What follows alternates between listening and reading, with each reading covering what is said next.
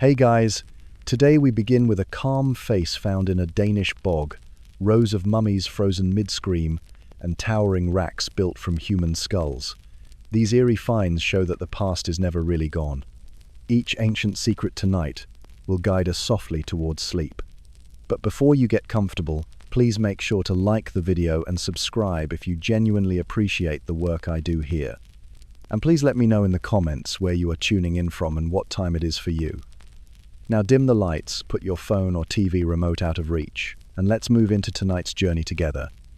It's a grey Danish morning in 1950, and two brothers are cutting peat for winter fuel. The bog stretches endlessly before them, a wilderness of moss and mist, where Vikings once walked and ancient rituals played out beneath brooding skies. Their spades bite deep into the dark earth, layer after compressed layer of thousands of years. Then suddenly, a face. Not some crude carving or weathered skull, but an actual human face, perfectly preserved, eyes gently closed as if merely sleeping off a particularly heavy mead session from 2 millennia ago. This is how we met Tolland Man, perhaps the most hauntingly beautiful of all bog bodies. His serene expression, stubble still visible on his chin, seemed almost offensively peaceful for someone who'd been murdered and deposited in a swamp sometime around 400 BCE. The bog had performed its slow, chemical magic, transforming human flesh into something resembling well-worn leather, but leather that remembered exactly how to be a person. You see, bogs are nature's perfect pickling jars.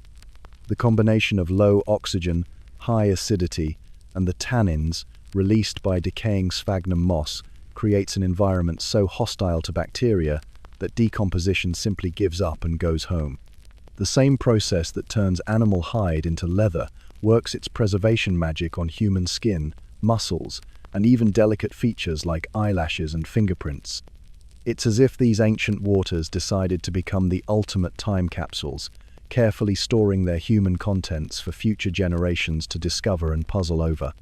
The acidic embrace of the bog dissolves bones and teeth, leaving behind what archaeologists call the soft tissue preservation paradox. Tolland Man's skeleton had vanished entirely, yet his face remained so lifelike that the first people to see him thought they'd stumbled upon a recent murder victim. His brain, heart, and other organs were still there, shrunken but intact, ready to tell stories spanning centuries. Life in Iron Age Denmark was far more complex than our modern imaginations might suggest. These weren't brutish cave dwellers grunting at each other across smoky fires. They were sophisticated people who forged intricate metalwork, traded amber across vast distances, and told stories that would echo through generations. They wore woolen cloaks dyed with brilliant colors, adorned themselves with glass beads from distant lands, and created poetry that celebrated both the beauty of nature and the glory of battle. Their society was stratified, with jarls and farmers, craftspeople and warriors, each playing their role in communities that valued honor, loyalty, and the intricate relationships between humans and the natural world. They worshipped gods who walked among them, who demanded both reverence and sacrifice, and who would eventually become the Thor and Odin of Norse mythology. But something terrible happened to Tolland Man on what appeared to be a spring day around 400 BCE. The forensic evidence tells a chilling story of ritual violence. Around his neck, archaeologists found a leather noose, carefully braided and placed with deliberate precision. He hadn't simply been strangled in a moment of passion or criminal intent. This was something else entirely: methodical, ceremonial, purposeful. His stomach contents revealed his final meal, a gruel made from barley, flax, and various seeds, seasoned with what appeared to be ritual herbs. No meat, no luxury foods that might befit a condemned criminal's last supper. Some scholars interpret this sparse meal as evidence of a sacred fast, preparation for a journey to the other world. Others see it as the meager rations of a prisoner awaiting execution. The rope around his neck told its own story. Made from 2 meticulously braided leather strips, it had been pulled tight enough to strangle, but not to break the neck. Death would have come slowly, perhaps allowing time for final words, prayers, or pronouncements. The positioning of the body in the bog, carefully arranged rather than carelessly dumped, suggested this wasn't mere disposal of a corpse but part of an elaborate ritual that continued even after death.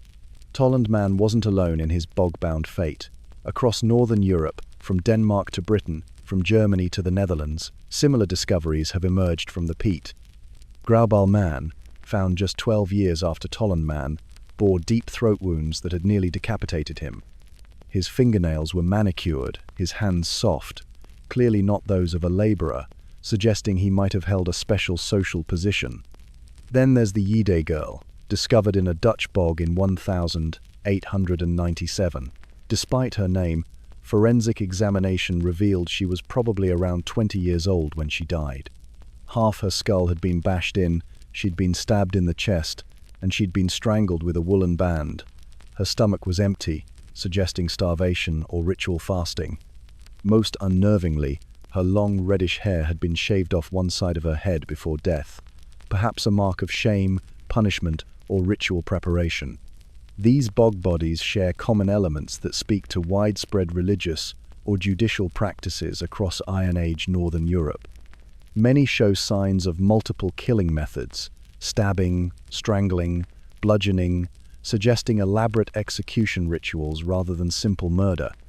They're often found naked or wearing only simple clothing, divested of personal effects that might indicate their social status in life.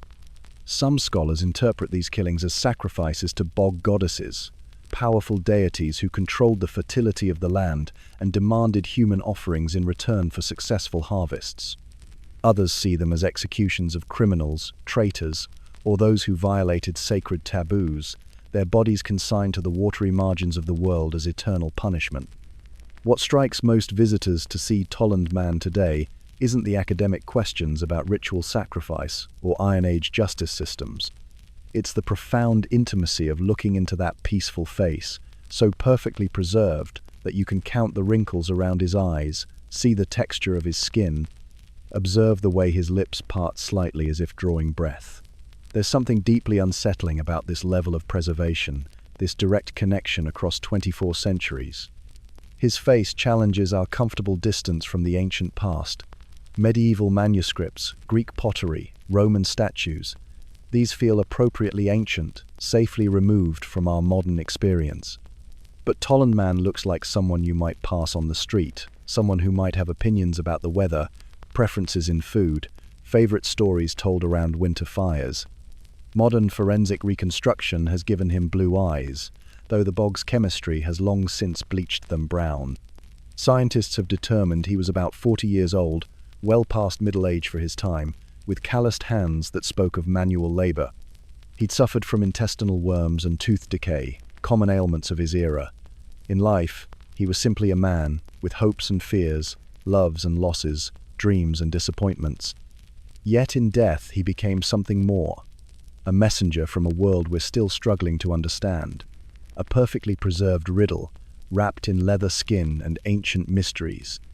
Standing before his display case today, visitors often report an almost overwhelming sense of connection, as if those closed eyelids might flutter open at any moment, as if that preserved throat might clear itself and begin to speak of gods long forgotten and secrets buried beneath centuries of accumulated peat.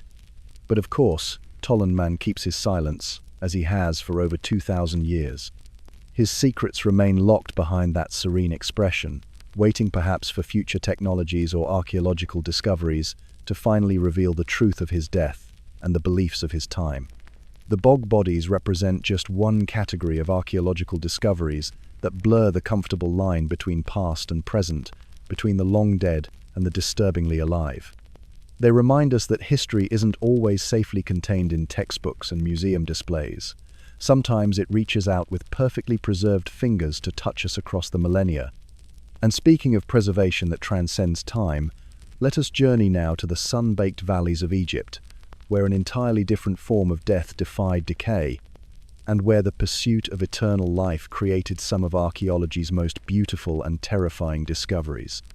In the depths of Guanajuato's underground catacombs, where shadows dance like living things between rows of naturally preserved bodies, something unsettling awaits visitors brave enough to descend those ancient stone steps. The air here tastes of centuries, dry, dusty, tinged with something indefinable that makes your throat tighten. As you move deeper into this subterranean gallery, guided only by the warm flicker of candlelight that barely pushes back the encompassing darkness, you begin to notice them. The faces, dozens upon dozens of mummified remains, their leathery skin stretched taut over bone, but it's their expressions that stop you cold. Mouths agape in what appears to be eternal screams, as if they were crying out at the very moment death claimed them. Some seem to be shouting in surprise, others in apparent agony, their hollow eye sockets staring blindly ahead while their jaws hang open in permanent, silent wails. The natural mineralization of Guanajuato's soil created these accidental monuments to human suffering, preserving not just bodies but seemingly capturing their final moments of consciousness in devastating detail. But Mexico's screaming dead are not alone in this macabre gallery of frozen terror. Half a world away, in the scorching valleys of Egypt, archaeologists uncovered what would become perhaps the most famous screaming mummy of all time.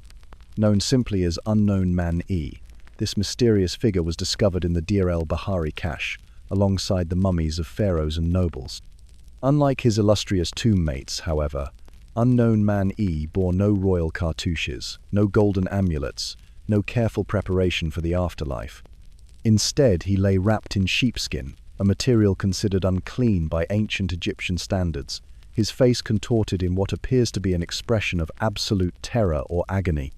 His mouth stretches wide open, as if caught mid-scream, creating an image so disturbing that it has haunted viewers for over a century since his discovery.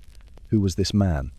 Why was he buried with such apparent haste and disrespect? And most chilling of all, what caused that final, eternal expression of horror? The science behind these preserved expressions reveals a fascinating interplay between death, preservation, and pure circumstance. Natural mummification, like that which occurred in Guanajuato's mineral-rich soil, can freeze facial features exactly as they were at the moment of death.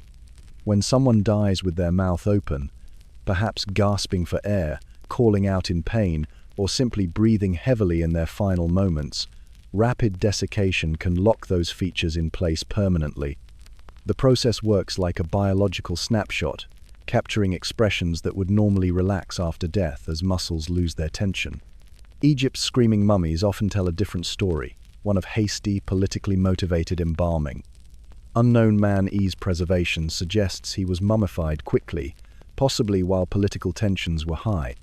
Traditional Egyptian embalming involved removing the brain through the nose and carefully positioning the jaw closed, but rushed jobs could skip these crucial steps.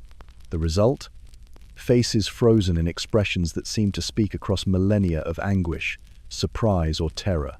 Some scholars theorize these individuals may have been buried alive, though modern analysis suggests more mundane explanations, from heart attacks to poisoning, that nonetheless left them with those haunting final expressions. The Victorian era's obsession with Egyptian antiquities transformed these archaeological oddities into entertainment spectacles. Wealthy collectors displayed mummies in their parlors like exotic trophies, while public exhibitions drew crowds eager to gaze upon the preserved dead. It was during this period that the concept of the mummy's curse took root in popular imagination. Stories spread of terrible fates befalling those who disturbed ancient tombs, with the screaming mummies serving as particularly effective props in these tales of supernatural revenge. Newspapers sensationalized every discovery, describing the terrifying expressions in vivid detail that only added to the mystique. These exhibitions normalized the bizarre practice of putting human remains on display for public consumption, while simultaneously feeding an appetite for the macabre that continues to this day. The screaming mummies became symbols of ancient Egypt's supposed mystical powers, their tortured faces proof positive that some boundaries between life and death should never be crossed. Today's advanced medical technology has begun unraveling the mysteries behind these haunting expressions. CT scans and X-ray analysis of Unknown Man E revealed fascinating details about his final moments. Evidence suggests he suffered from heart disease, which may have contributed to a painful death. Chemical analysis has detected traces of various substances that could indicate poisoning, while examination of his limbs shows signs that he may have been bound at the time of mummification. Similar studies on other screaming mummies have uncovered everything from dental abscesses that could cause excruciating pain to signs of violent death. These scientific revelations don't diminish the emotional impact of these preserved faces. If anything, they make them more poignant by revealing the very human suffering behind those eternal expressions. Perhaps what disturbs us most about screaming mummies isn't just their expressions, but what those faces reflect about our own deepest fears. Psychologists point to pareidolia, our tendency to see patterns and human emotion in random shapes, as one explanation for why these mummies seem so expressive. We project our own understanding of pain, fear, and anguish onto these ancient faces, seeing in them a mirror of our own mortality.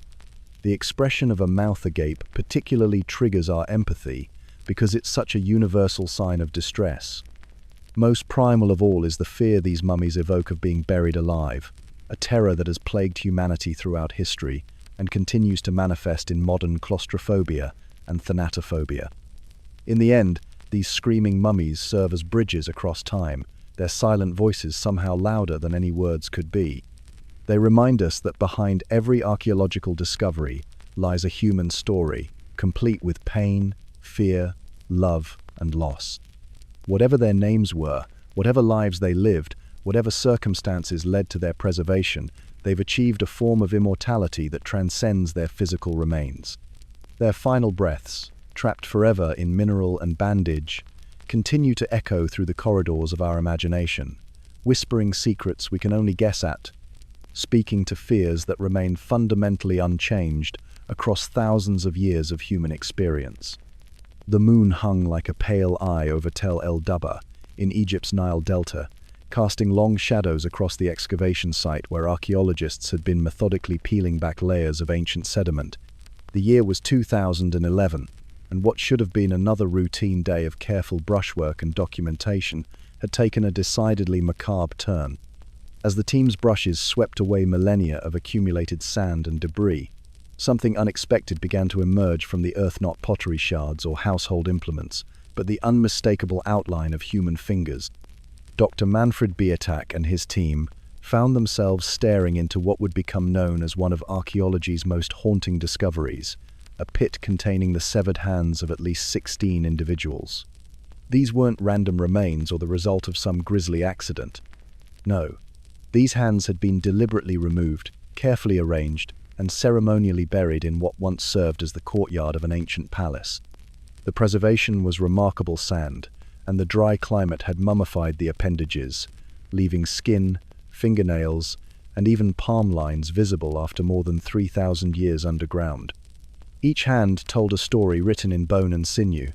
They lay in the pit like grim flowers, palm up as if reaching toward a sky they would never see again. Some still bore the marks where bronze blades had separated them from their owner's arms-clean cuts that spoke of practiced efficiency rather than frenzied violence. The archaeologists worked in hushed tones, photographing each position before carefully lifting these ancient trophies from their sandy grave. This discovery illuminated a particularly brutal chapter in ancient Egyptian military tradition that historians had long known about through written records, but had never before encountered in the archaeological record. The practice of severing enemy hands served multiple purposes in New Kingdom Egypt, functioning as both a practical accounting system and a powerful psychological weapon. Egyptian soldiers were rewarded based on the number of enemy hands they could present to their commanders, physical proof of their battlefield prowess that determined their pay and status within the military hierarchy. The ritual itself was deeply embedded in Egyptian concepts of victory and divine favor. When Egyptian armies returned from campaign, soldiers would present these grisly trophies to scribes who meticulously counted and recorded each one. The hands weren't just symbols of individual achievement, they represented the pharaoh's divine mandate to subjugate Egypt's enemies. This practice transformed the brutal reality of warfare into a cosmic drama where each severed hand testified to the god-king's supremacy over the forces of chaos. The counting of hands served a bureaucratic function as well. Egyptian military organization was remarkably sophisticated, and commanders needed accurate casualty counts to report back to Pharaoh. In an age before dog tags or standardized identification, hands provided undeniable proof of enemy deaths. The practice was so institutionalized that specialized scribes accompanied armies specifically to tally these macabre receipts of victory. Bioarchaeological analysis of the Avaris hands revealed fascinating details about their original owners. The bones were robust and well-developed, suggesting these men had been warriors accustomed to wielding weapons and engaging in physical combat. More intriguingly, isotopic analysis of the bone composition indicated these individuals hadn't grown up in Egypt. They were foreigners, likely Canaanites or other Near Eastern peoples who had found themselves on the wrong side of Egyptian military might. The demographic profile painted a picture of seasoned fighters rather than helpless civilians. These weren't the hands of children or elderly victims, but of men in their prime fighting years, aged roughly between 20 and 40. Cut marks on the bones revealed the methodical nature of their removal, clean slices through the wrist joints that indicated the work of someone skilled in anatomy, possibly military specialists trained in this grim harvest. This discovery transformed historical texts from abstract accounts into visceral reality. The hands represented individualsmen who had once gripped spears and shields, who had families and communities, who had fought desperately for their lives in some forgotten battle along Egypt's contested borders. Their transformation into mere accounting units in Pharaoh's ledger of conquest speaks to the dehumanizing logic of imperial warfare. Visual confirmation of this practice exists in the spectacular relief carvings adorning the mortuary temple of Ramesses III at Medinet Habu. These artistic depictions show Egyptian soldiers presenting piles of severed hands to the pharaoh, who sits enthroned in divine majesty, while scribes dutifully record the count. The reliefs transform this grisly accounting into heroic narrative, showing orderly processions of triumphant warriors, offering tangible proof of their service to their god-king. The artistry of these scenes is remarkable. What might appear grotesque to modern sensibilities was rendered with the same artistic sophistication applied to any other royal achievement. Hands are depicted with careful attention to detail, arranged in neat piles like offerings of grain or precious metals. The pharaoh's expression conveys divine satisfaction rather than horror, positioning this practice firmly within Egyptian religious and political ideology. These temple reliefs weren't mere documentation, but propaganda designed to project Egyptian power to both domestic and foreign audiences. They proclaimed that Egypt's enemies faced not just military defeat, but complete humiliation, their warriors reduced to constituent parts in Pharaoh's inventory of victory. Perhaps the most haunting aspect of the Avaris discovery lies in the profound silence that now envelops these ancient weapons of flesh and bone. Once upon a time, these hands had been instruments of violence and survival, gripping sword hilts in desperate combat, drawing bowstrings with practiced precision, raising shields against incoming bronze blades. They had caressed children's faces, broken bread with comrades, and traced symbols in sand or clay. Now they rest in climate-controlled museum storage, their stories reduced to catalogue numbers and scientific analyses. The men who once commanded them are nameless, their individual struggles and hopes lost to time. Yet in their enforced stillness, these hands speak eloquently about the universality of human conflict throughout history. Imperial powers have reduced their enemies to symbols and statistics, while individual tragedies play out in flesh and blood. The pit at Avaris stands as a monument to ancient brutality, but also to archaeological detective work that transforms contextless horror into historical understanding. These severed hands, carefully preserved in Nile Delta sand, remind us that behind every military campaign recorded in stone and papyrus lay countless personal tragediesmen who died far from home, their bodies dismembered to feed an empire's hunger for tangible proof of its dominance. In the end, archaeology's power lies not just in recovering artifacts, but in restoring humanity to the distant past, even when that humanity reveals our species' capacity for both remarkable organization and shocking cruelty. The hands of Avaris tell two stories simultaneously: the glory of pharaonic conquest and the intimate tragedy of individual death, forever intertwined in ancient sand. The waves roll in with their eternal rhythm, completely indifferent to the fact that just beneath your feet lies one of archaeology's most haunting discoveries. In 2011, researchers working near the fishing village of Huanchaquito Las Lamas uncovered something that would challenge everything we thought we knew about ancient sacrifice. Rows upon rows of tiny rib cages, arranged with methodical precision, all facing toward the vast Pacific Ocean. What they found wasn't just a burial ground, it was the largest known site of child sacrifice in the Americas. Over 140 children, ranging from about 5 to 14 years old, laid to rest alongside 200 young llamas. But here's what makes your skin crawl in the best possible way. Each small skeleton was positioned deliberately, their faces turned toward the sea, as if waiting for something that would never come. The preservation was extraordinary, thanks to the dry coastal climate, allowing researchers to peer directly into a moment frozen in time from around 1450 CE. The Chimu civilization that orchestrated this event wasn't some barbaric culture lurking in history's shadows. They were sophisticated coastal people who had mastered irrigation, metallurgy, and architecture. Their capital, Chanchan, was one of the largest cities in pre-Columbian Americas.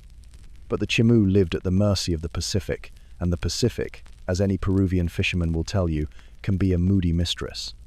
Enter El Niño, that climatic phenomenon that can turn the normally arid coast into a waterlogged disaster zone. Around the time of these sacrifices, the Chimu were experiencing particularly severe El Niño events. Imagine endless rains destroying your carefully engineered agricultural systems, floods wiping out entire communities, and the ocean, your source of life, turning against you. In their cosmology, such catastrophes meant the gods were deeply displeased. Something had to be done. The evidence etched into these small bones tells a story both clinical and heartbreaking. Careful examination revealed that each child had been killed by a single, precise cut across the chest, opening the ribcage in what researchers describe as a methodical, almost surgical manner. This wasn't frenzied bloodletting. It was ritualized, controlled, purposeful. The red cinnabar pigments found dusting many of the remains suggest this wasn't just about death, but about transformation, about sending these children into the next world, painted in the sacred color of life and rebirth. Then there are the llamas, 200 of them, young and healthy, their own chests opened in similar fashion. In Andean cultures, llamas weren't just pack animals. They were bridges between worlds, carriers of prayers, living links between earthly concerns and cosmic forces. Finding them alongside the children suggests this wasn't simply about human sacrifice, but about creating a complete offering, a delegation to the gods that included both human and animal ambassadors. What strikes modern researchers is the evidence of care in this horror. There are no signs of struggle, no defensive wounds, no indication these children suffered unnecessarily. Some scientists theorize they may have been given chicha, a fermented beverage, or other substances to ease their passage. The precision of the cuts suggests trained hands, perhaps priests who had performed such rituals before. This was death, yes, but death wrapped in ceremony, in meaning, in the desperate hope that such sacrifice might restore cosmic balance. Leading theories suggest this mass sacrifice was the Chimu's answer to prolonged environmental catastrophe. As El Niño events battered their civilization, perhaps traditional offerings weren't enough. Maybe smaller sacrifices had failed to appease whatever forces were unleashing chaos upon their world. So they escalated, creating an offering so massive, so profound, that surely the gods would have to take notice. The children's orientation toward the sea supports this. They were positioned to face the source of both their sustenance and their destruction. But other explanations lurk in the archaeological record. Some researchers suggest this could have been tied to specific astronomical events, to the appearance of certain constellations that held significance in Chimu cosmology. Others point to the political dimensions. Perhaps this was as much about demonstrating power and control in times of crisis as it was about pleasing the gods. The truth, as always in archaeology, probably contains elements of all these theories. Today, this discovery raises profound ethical questions that keep archaeologists awake at night. How do we balance our hunger for knowledge with respect for the dead? These weren't just ancient bones, they were children. Individuals who lived and played and had dreams cut short in service to beliefs we can barely comprehend. Some indigenous groups argue that disturbing such sites violates the very intentions of the original rituals, that these children were meant to rest undisturbed in their sacred positions. Yet the knowledge gained from studying Juan Chaquito las Llamas has revolutionized our understanding of pre-Columbian societies. It's forced us to confront uncomfortable truths about the lengths to which people will go when their world seems to be ending. It's shown us that love and horror, devotion and desperation often walk hand in hand through history's corridors. As you drift off to sleep tonight, perhaps you can hear what the researchers heard as they worked under Peru's endless sky, the hush of Pacific waves rolling over distant centuries, carrying with them the whispered prayers of parents who believed that by giving everything, they might save everyone else. In the end, the moontide came and went, the rains eventually stopped, and life continued, as it always does. But those tiny figures remain, eternal sentinels facing the sea, reminding us that sometimes the most profound love expresses itself in ways that seem utterly incomprehensible across the gulf of time. Picture a lantern-lit evening in rural Poland, where archaeologists are carefully brushing dirt from what they initially thought was just another medieval burial ground. The gentle scraping of trowels against earth, the soft conversations of the dig team, the occasional rustle of wind through nearby trees. But as the dirt falls away, something deeply unsettling begins to emerge from the soil, a sickle blade deliberately placed across a human throat. Not an accident, not a coincidence, but an intentional act meant to keep something terrible from happening. The year was 2022 when researchers uncovered what would become one of the most chilling archaeological discoveries in recent memory. In the small village of Drosko in northwestern Poland, they found evidence of a fear so profound that an entire community felt compelled to take extraordinary measures against the dead. These weren't ordinary burials. These were the graves of people who had been buried as vampires. As the excavation continued, the full horror of what had happened here centuries ago began to reveal itself. The sickle wasn't alone. The archaeologists found human remains with heavy iron padlocks clasped around their ankles, as if to chain them to their graves for eternity. Some bodies had stones placed directly on their throats, not gently but deliberately, purposefully. Most disturbing of all was what they found beneath one skull, a brick placed where a pillow should have been, forcing the head into an unnatural position. The message was clear. These people, whoever they had been in life, were not meant to rest peacefully. They were meant to stay dead. 7 individuals in total bore these markings of fear. 7 people who had lived, breathed, loved and died in this Polish village, only to be treated in death as monsters. The sickle blades were positioned to cut off any attempt to rise from the grave. The padlocks would prevent them from walking if they somehow managed to sit up.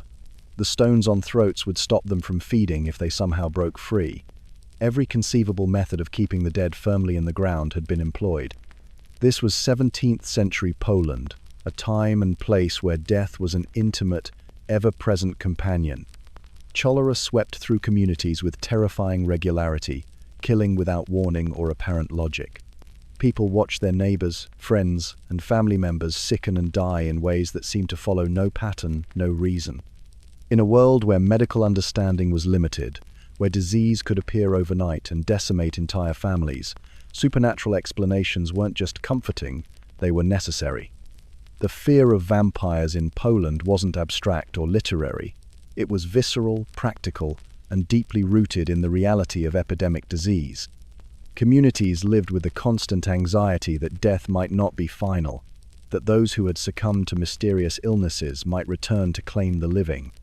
The belief in vampires, or as they were known locally, upyry, was a way of making sense of incomprehensible loss, of having some measure of control in an uncontrollable world.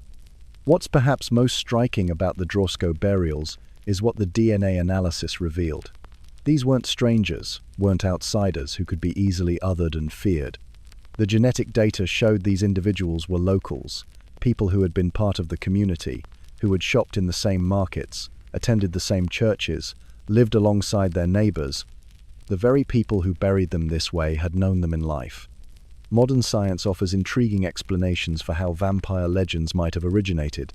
Consider porphyria, a group of blood disorders that can cause extreme sensitivity to sunlight, pale skin, and in severe cases, the recession of gums that might make teeth appear fang-like. Or rabies, which could cause aggression, hydrophobia, and a tendency to bite, symptoms that might seem supernatural to medieval observers. Even the natural processes of decomposition could be misinterpreted. Bodies can shift as they decay, causing groaning sounds. Gases can cause corpses to appear to move, or even sit up. But knowing these scientific explanations doesn't diminish the very real terror these communities experienced. The people of 17th century Drosko were responding to genuine trauma, genuine loss, genuine fear. They were doing everything they could think of to protect themselves and their families from what they believed was a very real threat. The Drosko vampire burials tell us something profound about human nature.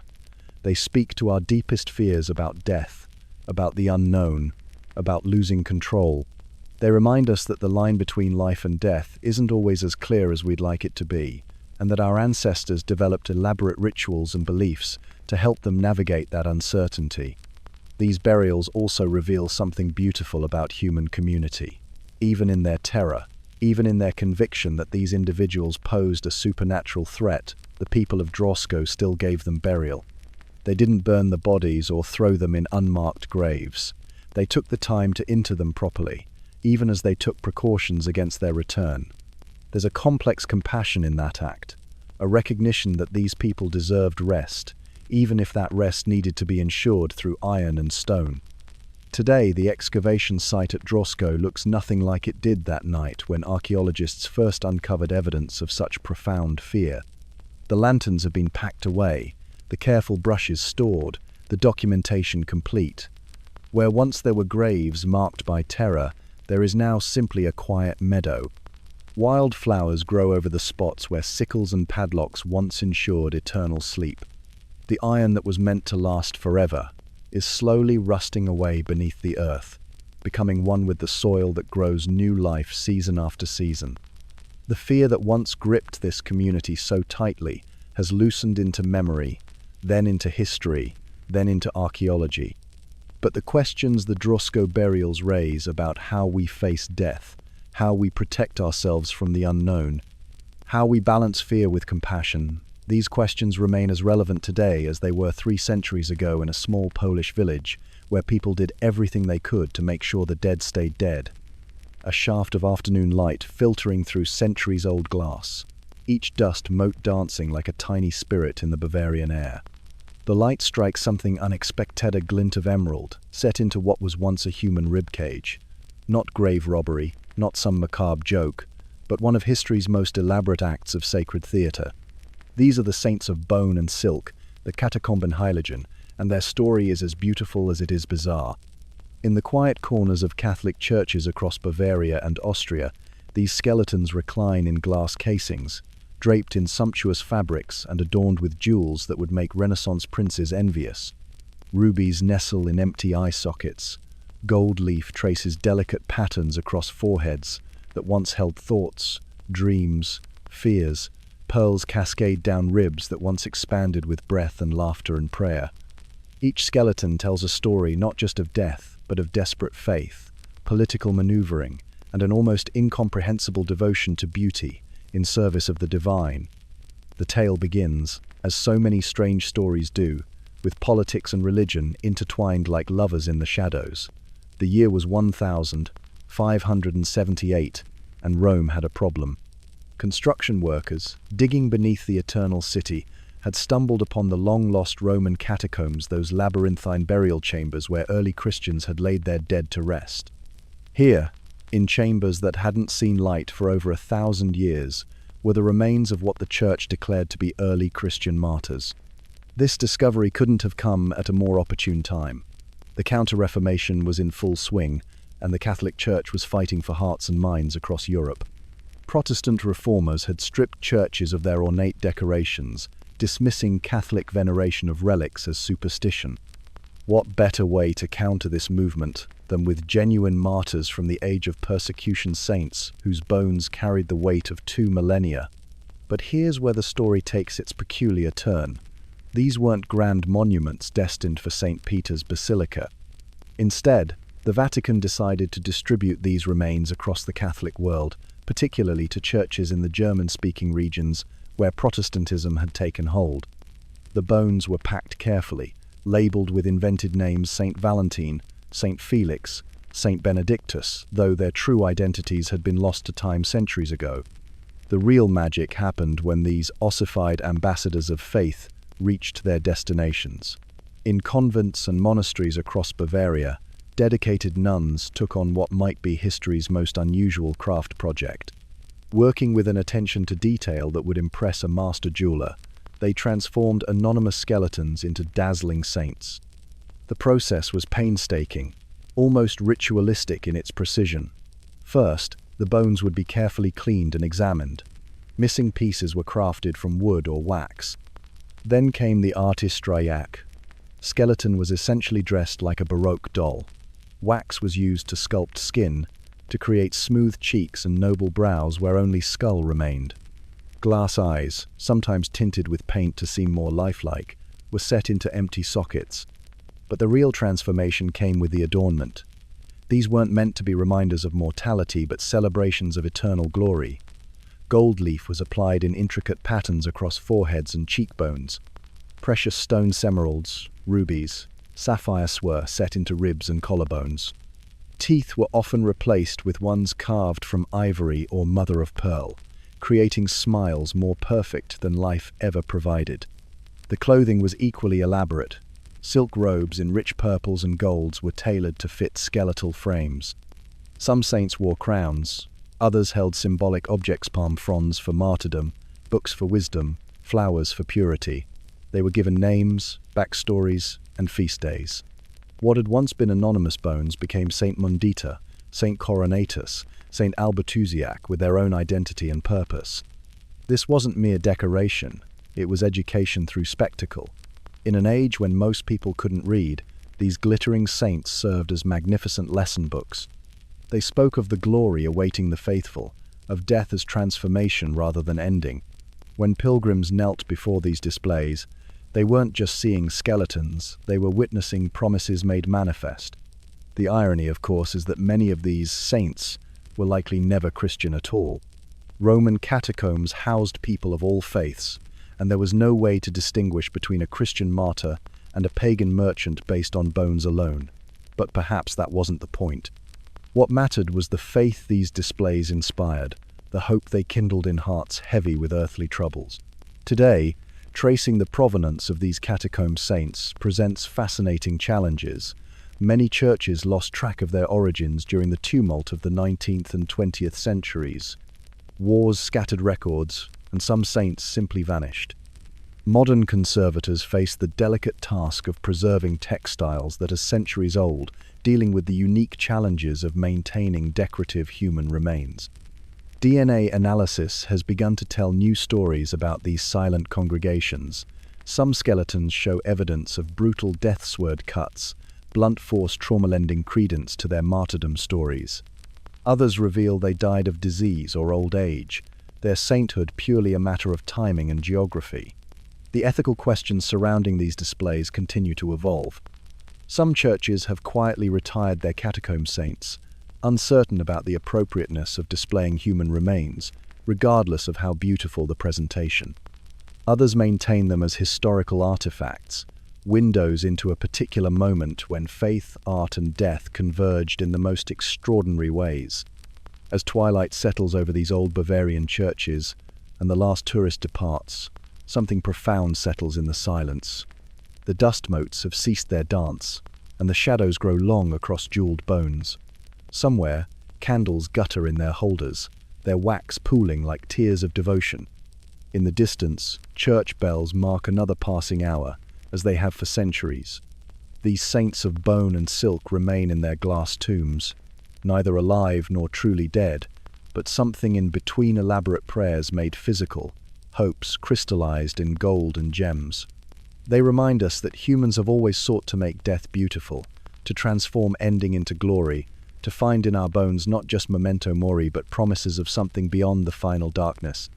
In their eternal silence, they whisper the most human of truths that even in death, we cannot help but reach for light. Dawn breaks slowly over the German countryside, its pale light creeping across what was once a thriving linear pottery settlement. 7,000 years ago, this place called Herxheim hummed with life families tending gardens, children playing between houses, potters shaping clay by warm hearths. But something went terribly wrong here, something that would leave archaeologists scratching their heads and questioning everything they thought they knew about Neolithic life. In the late 1990s, excavators working at Herxheim encountered something unexpected. What should have been a routine dig of a defensive trench around the settlement revealed instead a charnel house of unimaginable proportions. Layer after layer of human remains emerged from the earth, but these weren't the carefully buried dead of a peaceful farming community. These bones told a darker story entirely. Picture, if you will, the morning after some unknowable catastrophe.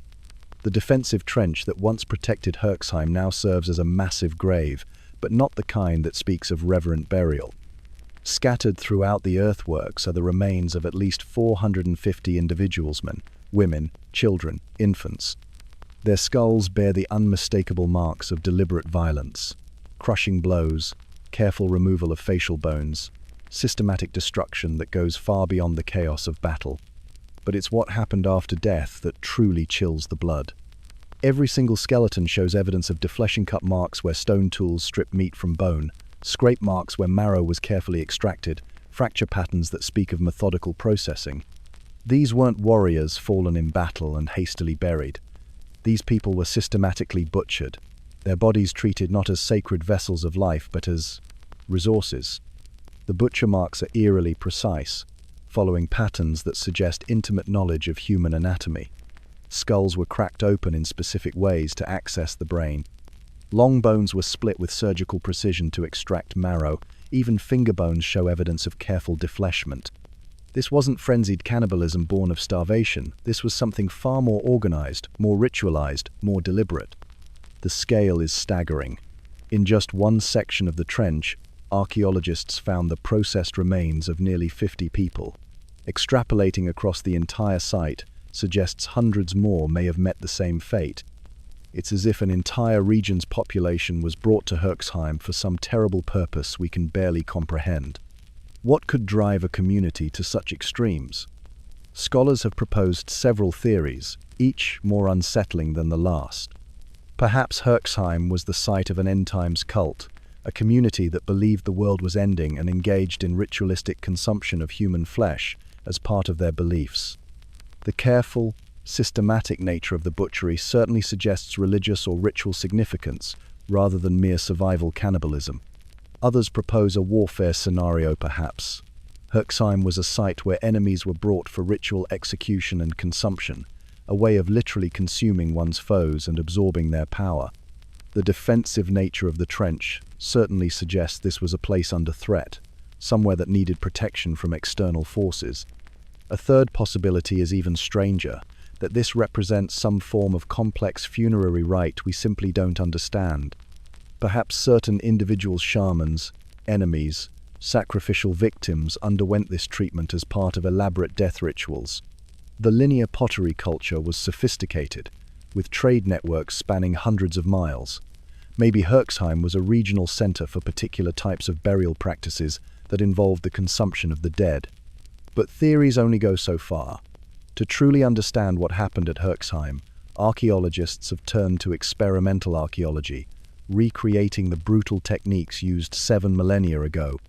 Using replica stone tools, researchers have processed animal bones in the same way the Herxheim bones were processed, documenting the sounds, the effort required, the precise methods needed to achieve such systematic results. The work is grimly fascinating. To extract marrow from a long bone requires specific strikes in specific places. To remove facial flesh requires particular angles and pressures. The bone modifications at Herxheim weren't random, they followed patterns, techniques passed down through generations or learned through practice. Someone at Herxheim knew exactly what they were doing. The sounds alone are haunting. The crack of bone under stone, the scrape of flint against skull, the wet sound of flesh being separated from bone. Multiplied across hundreds of bodies, the acoustic environment of Herxheim during whatever events unfolded there must have been nightmarish beyond imagination. Recent isotopic analysis has added another layer to the mystery. By studying the chemical signatures in the bones, scientists can determine where people lived and what they ate during their final years. The results are startling. The victims at Herxheim came from dozens of different regions, some from hundreds of miles away. This wasn't a local massacre. People were brought to Herxheim from across Central Europe. Locals and migrants, young and old, all met the same fate in the trenches of Herxheim. The isotopic evidence suggests some had lived their entire lives in the immediate area, while others had traveled great distances. Some showed signs of a diet rich in marine resources, suggesting they came from coastal regions. Others had subsisted primarily on terrestrial plants and animals. Yet all ended up processed and deposited in the same defensive trenches. This mingling of origins adds weight to the ritual explanation.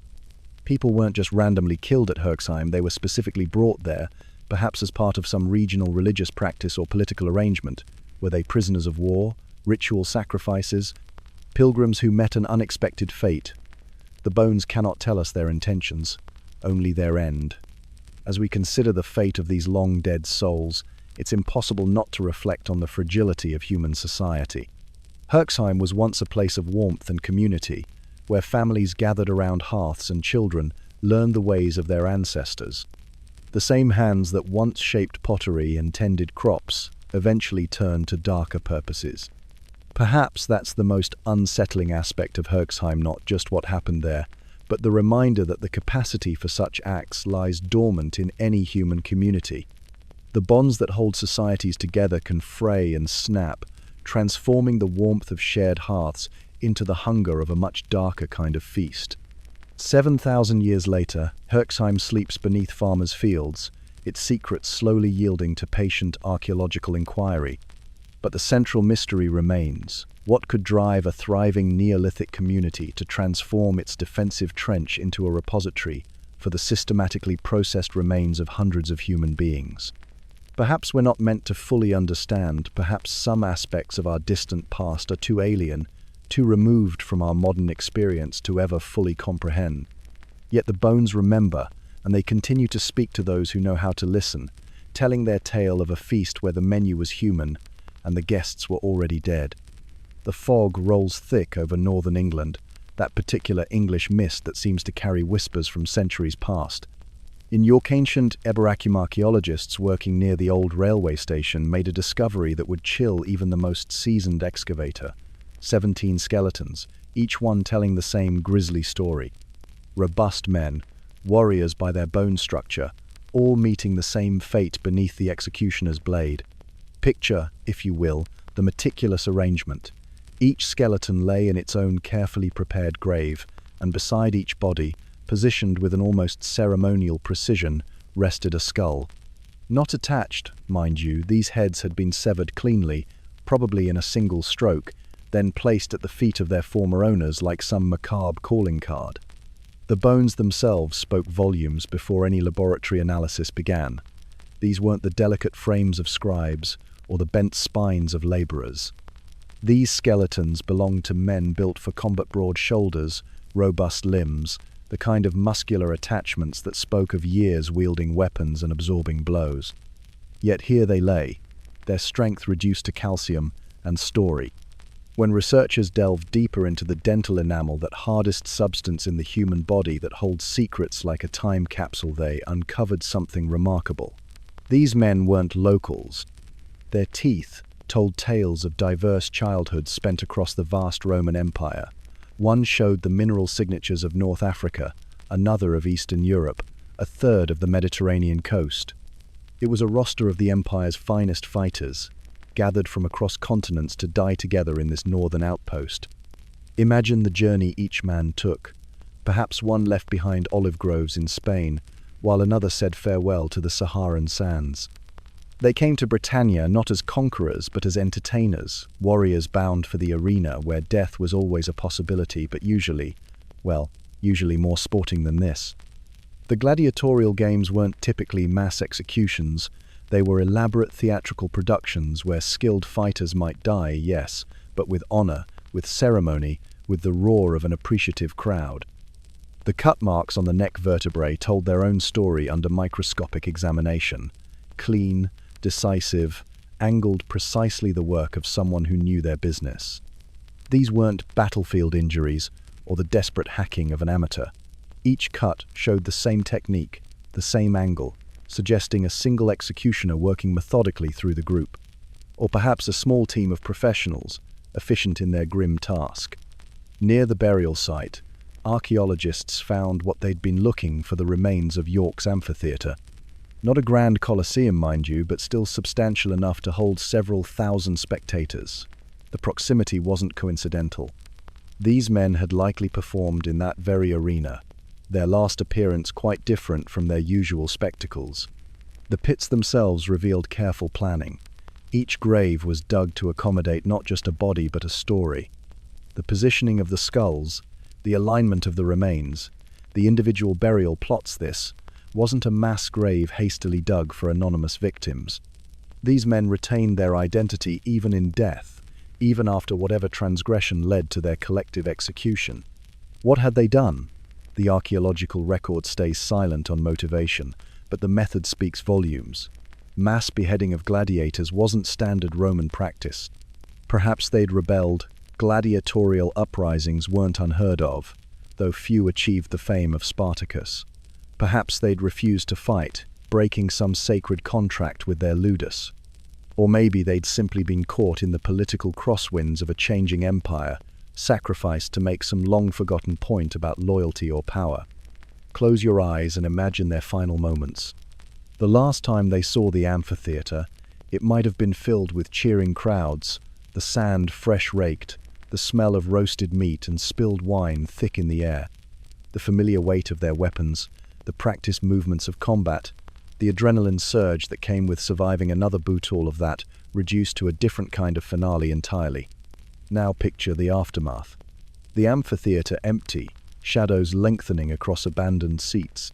Where once the crowd's roar had echoed off stone walls, now only the soft thud of spades digging graves, the whispered prayers or curses of whoever prepared these men for their eternal rest.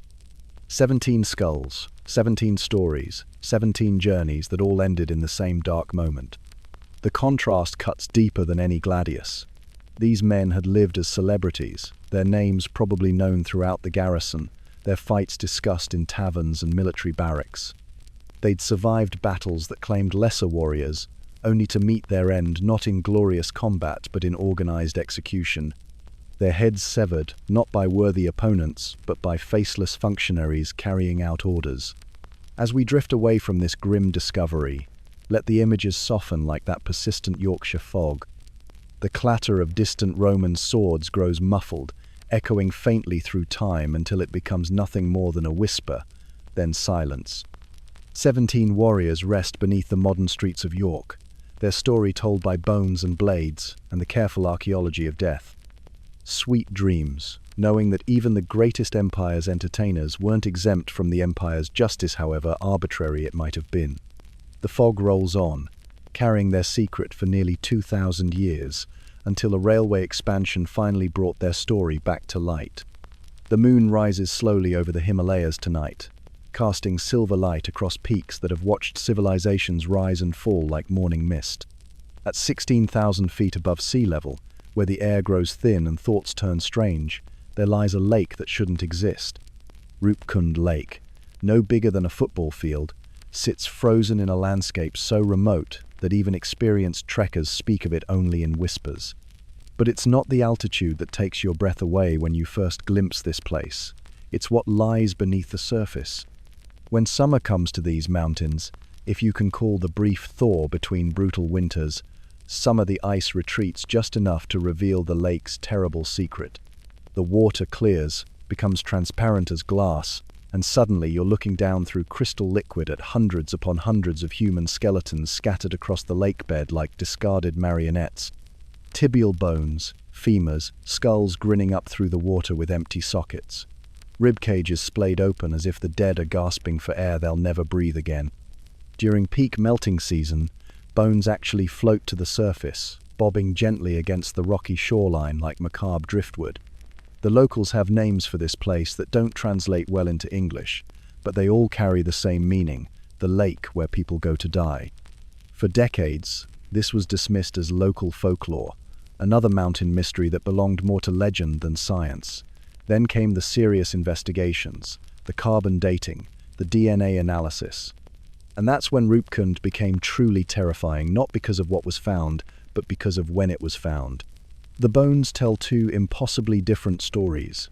Genetic analysis reveals that roughly half the skeletons belong to locals people, whose DNA marks them as inhabitants of this region. Their bones date to the 9th century, placing them firmly in medieval times when trade routes crisscrossed these mountains and local kingdoms rose and fell like alpine avalanches. But the other half? They're from the Mediterranean, Greeks, possibly Italians, people whose ancestors never should have been within 1,000 miles of this frozen wasteland. And here's where the mystery becomes genuinely unsettling. Their bones date to the 19th century. Somehow, Mediterranean Europeans ended up in the same mass grave as 9th century locals, separated by nearly a millennium but united in death at the bottom of an unnamed lake. The clothing fragments tell their own disturbing tale. The 19th century skeletons wear the remnants of European garments, leather shoes, fabric that speaks of wealth and careful preparation for a long journey. These weren't accidental tourists who wandered off a mountain path. They came here intentionally, dressed for expedition, carrying supplies that suggest they knew exactly where they were going. But why? What could possibly draw Mediterranean Europeans to this desolate place? And how did they end up sharing eternal rest with people who died 1,000 years before Columbus was born? The theories multiply like frost on window glass, each more unsettling than the last. The hailstorm hypothesis suggests a sudden, catastrophic weather event, Himalayan hail, that can be large as cricket balls, falling with enough force to shatter skulls. Several of the skulls do show depressed fractures consistent with impact from above. Imagine it, dozens of people, caught in the open by a storm that turned golf ball-sized ice into lethal projectiles. No shelter, no escape, just death raining from clear mountain skies. But this theory struggles with the time gap.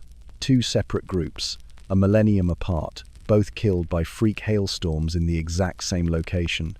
The odds stretch credibility beyond its breaking point. The pilgrimage theory offers another explanation, one that resonates with local religious practices. Rupkund sits near several sacred sites, places where devout Hindus have journeyed for centuries, seeking spiritual purification. Perhaps both groups were pilgrims, separated by time, but united in purpose. Maybe the 19th century Europeans weren't tourists but spiritual seekers, drawn by tales of mountain enlightenment to attempt a pilgrimage that claimed their lives. Yet even this fails to explain the presence of Mediterranean DNA in such a remote location during that era. European spiritual tourism to the Himalayas didn't really begin until the 20th century, making 19th century pilgrims an anachronism that defies historical patterns. The trade caravan theory suggests something more mundane but equally puzzling. Perhaps the Europeans were merchants, following some forgotten trade route that connected the Mediterranean world to Himalayan markets. But what goods could be worth the deadly journey? What profit margins could justify the risk? And why no records of such expeditions in European archives? Some researchers whisper about more exotic possibilities: secret societies, esoteric quests, colonial expeditions gone wrong. But these theories drift into speculation that borders on fantasy, unsupported by the stark reality of bones in water. The local folk songs offer their own explanation, passed down through generations in melodies that predate written records. They speak of Nanda Devi, the mountain goddess whose wrath falls upon those who trespass in sacred spaces. The songs describe pilgrims who came seeking her blessing but found only her fury, their bones scattered as warnings to future travelers. Old women in the villages below still hum these tunes during winter storms, their voices mixing with wind that carries down from peaks where the dead lie waiting. But Nanda Devi's wrath, like the other theories, can't fully explain the temporal mystery. Why would a goddess choose to punish Europeans 1,000 years after claiming her first victims? The divine works in mysterious ways, perhaps, but even mystery needs some internal logic. Recent expeditions have yielded more bones, more fragments, more questions. Every summer brings new revelations and deeper confusion. Some skeletons show signs of trauma beyond what hail could inflict. Others appear to have died peacefully, as if they simply lay down in the snow and chose not to wake up. The lake guards its secrets jealously, revealing just enough to tantalize researchers, while keeping the core mystery forever locked beneath ice. Tonight, as moonlight turns the frozen lake into a mirror reflecting ancient starlight, new snow begins to fall. Fat flakes drift down silently, covering the ice that covers the water that covers the bones. By morning, Rupkund will look innocent again, just another high-altitude lake in a landscape full of them. But the skeletons remain, patient and eternal, waiting for someone to finally explain how Mediterranean Europeans and 9th century locals came to share the same watery grave 1,000 years apart. Until then, the Lake of Lost Pilgrims keeps its vigil, a reminder that some mysteries are too deep for science to fathom, too strange for logic to resolve. The snow falls faster now, erasing tracks, covering evidence, ensuring that Rupkund's secrets stay buried beneath ice, and time for another season, another century, another millennium if necessary. Picture this. You're an archaeologist in northern Peru, years of painstaking work ahead of you, and then you shine your torch into a chamber that hasn't seen light for over 1,000 years. What greets you isn't gold or pottery. Walls painted in blood-red pigments, crawling with spiders the size of dinner plates and scenes of systematic decapitation. Welcome to Huaca de la Luna, where the Moche civilization left us their most unsettling archaeological valentine. The site of a million questions sits in the shadow of the Huaca del Solit's massive neighbor pyramid that rises from the desert like a geometric mountain. But while that structure draws gasps for its sheer size, Huaca de la Luna whispers darker secrets. The Spanish knew this place existed, of course, but colonial accounts describe it almost dismissively as another Indian temple. If only they'd known what lay beneath centuries of accumulated sand and silence. When modern archaeologists first entered the painted chambers in the 1980s, their torch beams revealed something that would make even the most hardened researcher pause mid-breath. Across vast sections of interior walls, ancient Moche artists had created what can only be described as a meditation on mortality rendered in pigments so vibrant they seemed to pulse in the torchlight. Spiders with geometric precision dominated many panels, their bodies segmented into perfect mathematical sections, legs reaching across ceramic smooth plaster like ancient algorithms of death. But it was the decapitation scenes that truly captured attention. Panel after panel showed figures in elaborate headdresses performing ritualized beheadings with ceremonial precision. These weren't crude depictions of violence, they were artistic blueprints, instruction manuals painted by master craftsmen who understood both anatomy and symbolism. The figures receiving these terminal attentions weren't depicted as enemies or prisoners, but as participants in something larger, something cosmic. The murals tell a story, but like all great archaeological mysteries, they raise more questions than they answer. Who were these artists? How did they achieve pigments that survived centuries in a desert climate, where most organic materials crumble to dust within decades? And perhaps most importantly, were these scenes depicting actual rituals or elaborate religious theatre? As teams methodically excavated beyond the painted chambers, they discovered something that transformed scholarly discussions from abstract to urgently concrete. Layer upon layer of human remains began to emerge, the scattered bones of a battlefield, but carefully arranged deposits of headless warriors. These weren't random burials. They were organized with the precision of a library catalog system. Each stratum told its own story. Bodies of young men, clearly warriors based on their robust bone structure and healed battle wounds, arranged in groups with mathematical precision. Missing heads, obviously, but also missing with such consistency that it clearly represented intentional removal rather than post-mortem damage or grave robbing. The positioning suggested reverence, not disrespect. These were trophies, certainly, but trophies accorded ceremonial significance. What made these deposits particularly fascinating was their stratification.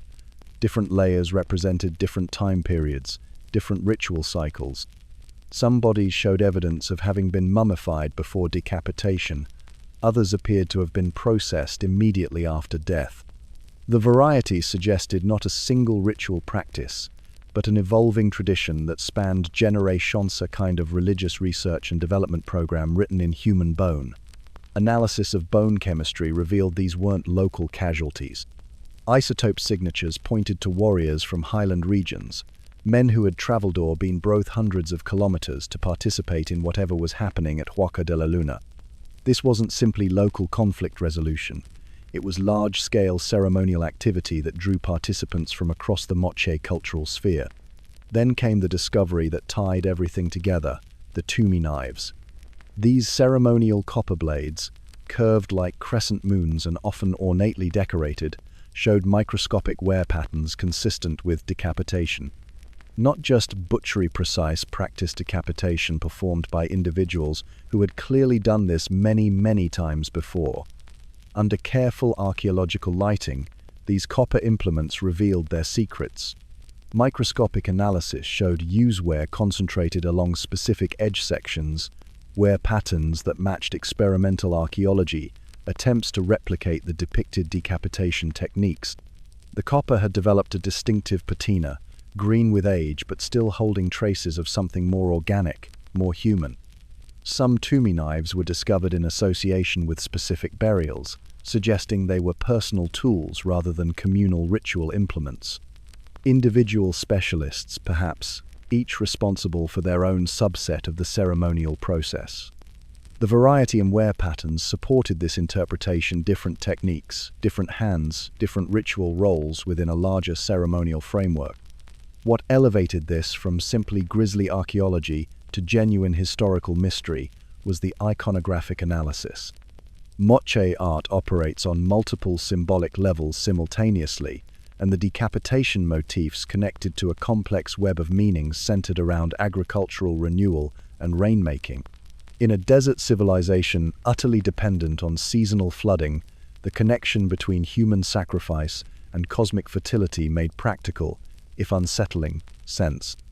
The spider imagery proved particularly significant. In Moche iconography, spiders represent the intermediary between upper and lower worlds, between the realm of the living and whatever comes after. They weave the connections between planes of existence, much as these rituals seem designed to weave connections between human sacrifice and divine intervention in agricultural cycles. Consider the timing. Many of these ritual deposits date to periods of severe El Niño events, when normal rainfall patterns collapsed and civilizations across Peru faced existential threats.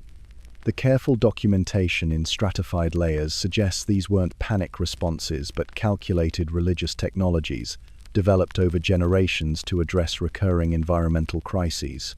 Tonight, as you lie comfortable in your bed, thousands of kilometers and centuries away from Huaca de la Luna, picture those ancient adobe walls cooling under desert stars. The painted spiders wait in eternal darkness, and somewhere beneath accumulated sand, headless warriors rest in their carefully arranged rows, participants in a mystery we're only beginning to understand. The Tumi knives rest too, their copper surfaces holding secrets that microscopes can reveal, but that human intention may never fully decode. Sleep well, knowing that some archaeological mysteries are best left partially unexplained, their questions more valuable than any answers we might impose upon them. The Anatolian plateau stretches endlessly under a canopy of dying stars, its rolling hills holding secrets that predate Stonehenge by 6,000 years. Here, where the last wisps of night cling to limestone ridges, stands humanity's oldest temple complex, Göbekli Tepe. The name means potbelly hill in Turkish, though there's nothing remotely amusing about what archaeologists found buried beneath its modest exterior. Picture, if you will, the moment just before dawn when the darkness is deepest. When ancient peoples gathered in circles, their faces illuminated by dying embers, surrounded by towering pillars that seemed to watch with stone eyes. T-shaped monoliths, some weighing 16 tons, arranged in perfect circles like silent sentinels. But it wasn't the engineering marvel that sent shivers down archaeologists' spines in 2017. It was what they found scattered among the debris of humanity's first attempt at organized worship. 3 skull fragments, weathered by millennia, marked with deliberate, methodical cuts that spoke of ritual, ceremony, and something far more unsettling than simple burial practices. These weren't random scratches or the work of scavenging animals. Someone, 11,000 years ago, had taken great care to carve deep V-shaped grooves into human skulls with the precision of a master craftsman. Dr. Julia Gresky, examining the fragments under laboratory lights in Berlin, noticed immediately that these marks were different. The grooves ran in parallel lines across the skull's surface, each cut approximately 2 millimeters deep, created by a flint tool wielded with remarkable skill. One fragment showed 7 distinct cuts. Another displayed a more complex pattern of intersecting lines that seemed almost decorative. But decorative implies aesthetic choice, and these skulls whisper of something far more primal. The cuts were made after death, after the flesh had been carefully removed from bone. This wasn't violence. This was ceremony, the kind of ceremony that makes modern minds recoil while simultaneously feeling an inexplicable pull toward understanding. The theories that emerge from academia read like chapters from an anthropologist's fever dream. The most benign suggests ancestor veneration, a practice where the skulls of the dead were displayed as honored totems, their carved surfaces marking them as special, as worthy of remembrance. Perhaps these grooves helped secure decorative elements, feathers or shells or precious stones that glinted in firelight during sacred gatherings. But other theories venture into darker territory. Some researchers propose these marked skulls served as warnings, grim trophies displayed to remind enemies of the fate that awaited those who threatened the community. The precision of the cuts, the careful placement of each groove, suggests not just death but transformation of that death into something symbolic, something that spoke a language we've forgotten how to read. The shamanic theory holds perhaps the most unsettling implications. Here, specialists in the liminal spaces between worlds would use these modified skulls as tools for reaching beyond the veil of ordinary consciousness. The grooves weren't just decorative or commemorative but functional, designed to channel spiritual energy or serve as vessels for otherworldly communication. In this interpretation, Göbekli Tepe wasn't just a temple but a factory for manufacturing the sacred dead. Modern microscopic analysis reveals the painstaking nature of this work. Each groove was carved using flint tools, the ancient artisan working methodically across the bone's surface. The cut marks show no signs of hesitation, no false starts or corrections. Whoever did this work knew exactly what they were doing, had done it before, would do it again. Under electron microscopes, the edges of these cuts appear sharp, cleanly made, suggesting the work was completed relatively soon after death, while the bone remained somewhat soft. Dr. Gresky's team compared these marks to other post-mortem modifications found at sites across the ancient world. Similar practices appeared in later cultures, from the skull cups of India to the decorated crania of Peru, but Göbekli Tepe represents the earliest known evidence of this particular form of human modification. What makes it more unsettling is its sophistication. This wasn't a primitive scratching of bone, but a refined technique that suggests an established tradition, rules, methods passed down through generations. The forensic analysis also revealed evidence of ritual defleshing, the systematic removal of tissue from the skull using stone tools. Microscopic cut marks on the bone surface indicate this was done with care, not the hurried butchery of cannibalism, but the methodical preparation for some greater purpose. The skulls were cleaned completely, polished perhaps, before the final decorative cuts were made. As you lie there in the darkness, wrestling with sleep, consider this. 11,000 years ago, when your ancestors were just beginning to understand agriculture, when the first cities were nothing more than ambitious dreams, people were already grappling with questions about death, memory, and what lies beyond.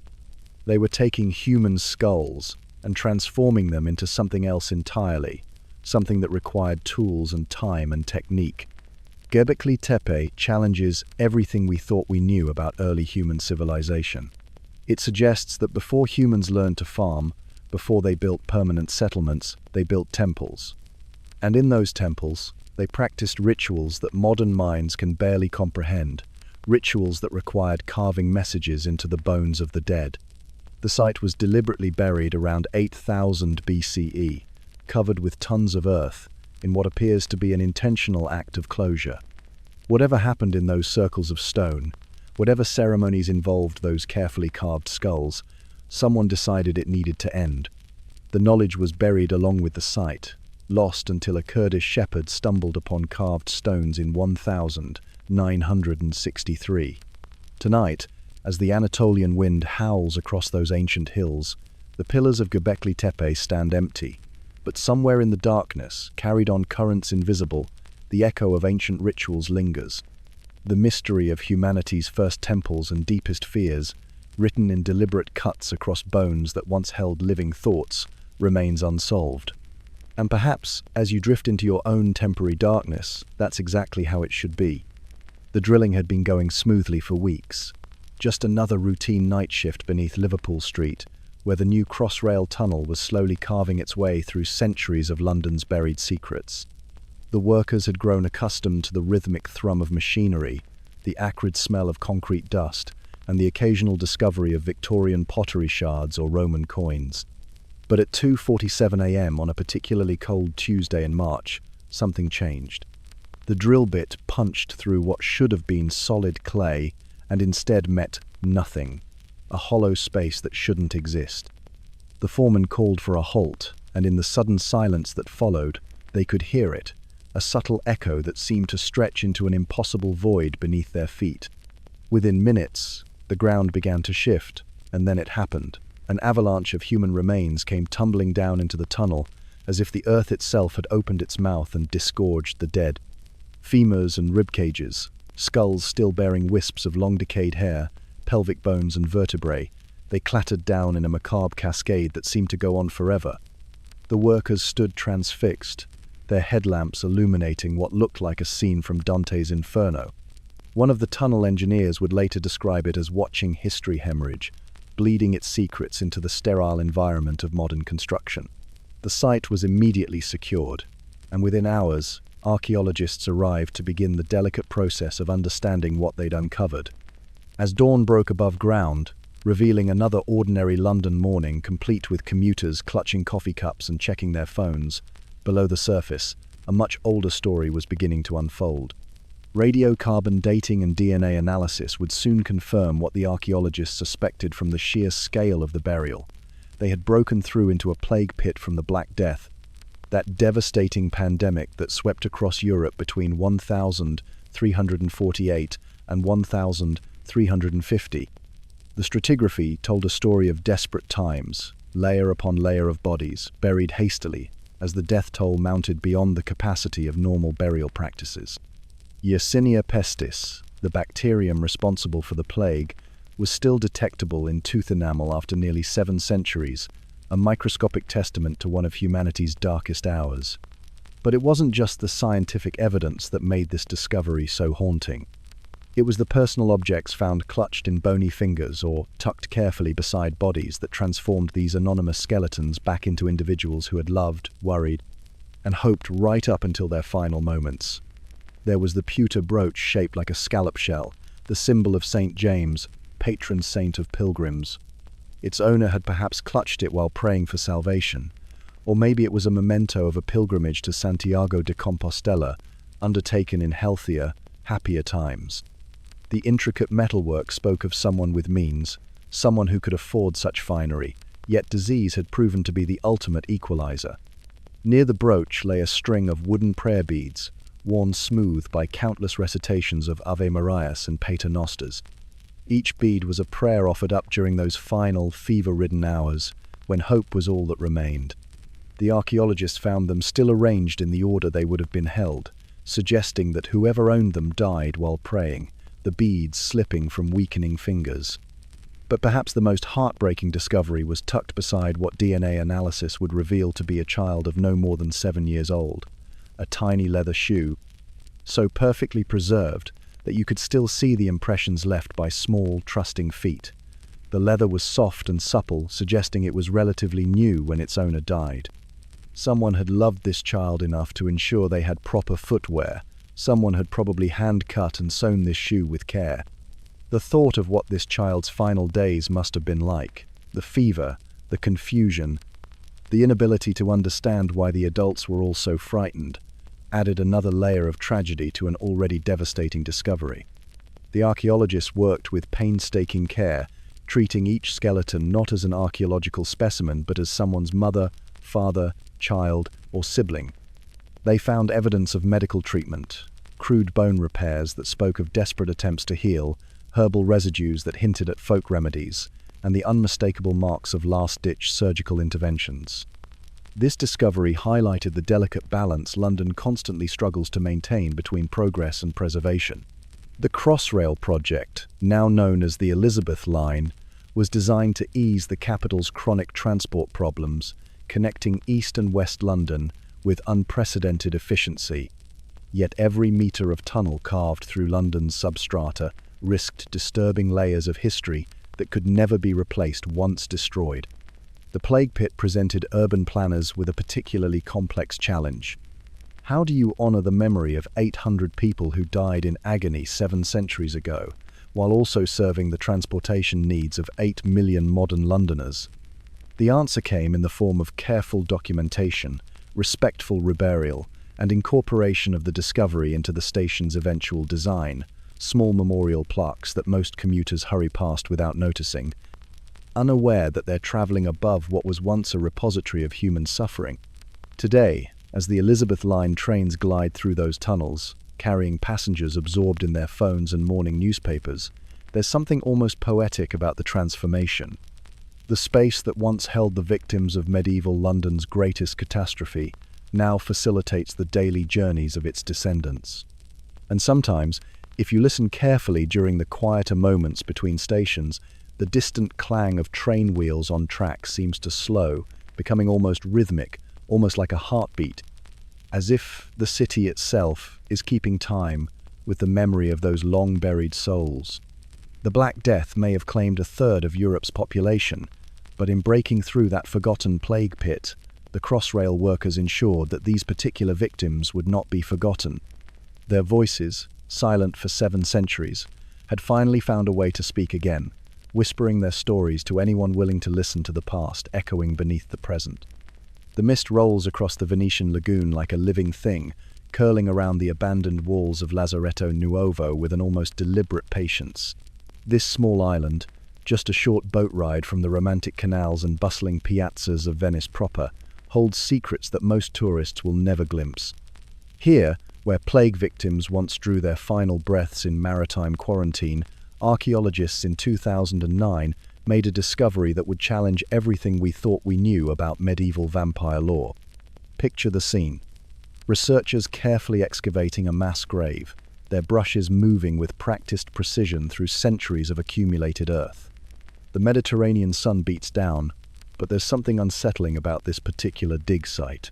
Then, emerging from the soil like a medieval nightmare made manifest, they uncover Hera, female skeleton with a large stone brick wedged firmly between her jaws, forced so deep that it would have prevented any possibility of speech, let alone the vampiric feeding that medieval minds feared. The brick itself tells a story. Roughly hewn, about the size of a modern smartphone but twice as thick, it had been carefully positioned post-mortem, with what can only be described as ritualistic precision. The force required to place it suggests this wasn't a hasty burial decision, but a deliberate act of what scholars now recognize as apotropaic exorcisma, supernatural prophylactic, meant to prevent the dead from returning to terrorize the living. Lazaretto Nuovo wasn't always a place of the dead. In the 15th century, as Venice emerged as a dominant maritime power, the Republic established one of Europe's most sophisticated quarantine systems. Ships arriving from plague-infested regions would dock at this island, their crews and passengers forced to wait out the disease's incubation period before entering the city proper. The name itself derives from Lazaretto, after Lazarus, the biblical figure raised from the deader-fitting patron saint for a place where the line between life and death seemed perpetually blurred. The island became a microcosm of medieval fears and superstitions. Imagine the terror of being quarantined here during the height of the Black Death, when mortality rates soared and bodies accumulated faster than they could be properly buried. In such desperate circumstances, medieval minds sought explanations for the inexplicable. Why did some survive while others perished? Why did diseases seem to spread in waves, sometimes appearing to skip certain households entirely? The answer, for many, lay in the supernatural.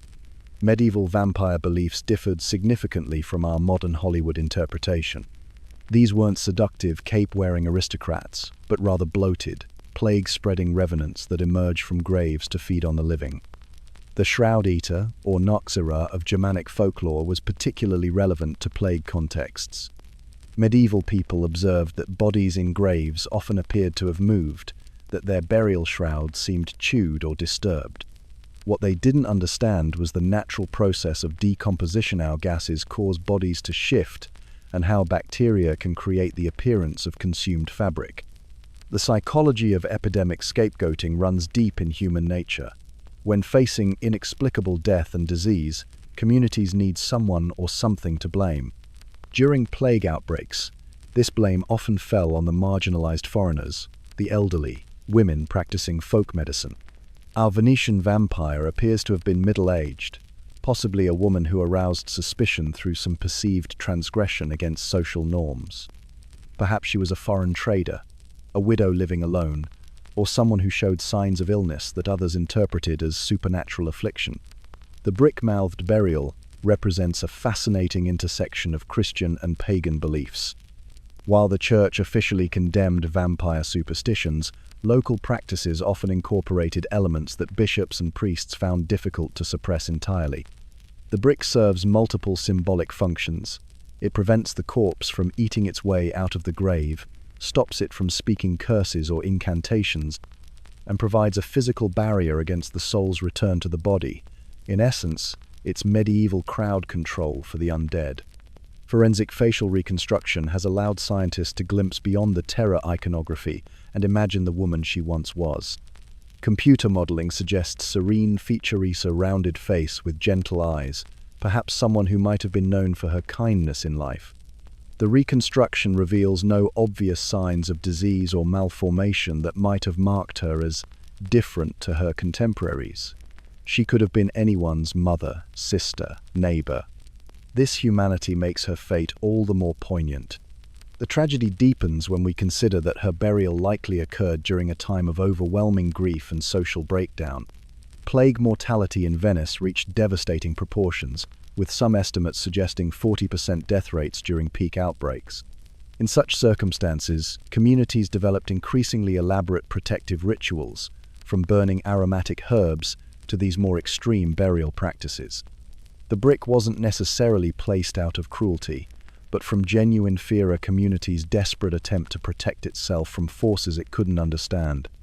Recent isotope analysis of the woman's teeth suggests she may not have been Venetian-born, supporting theories about the targeting of outsiders during times of crisis.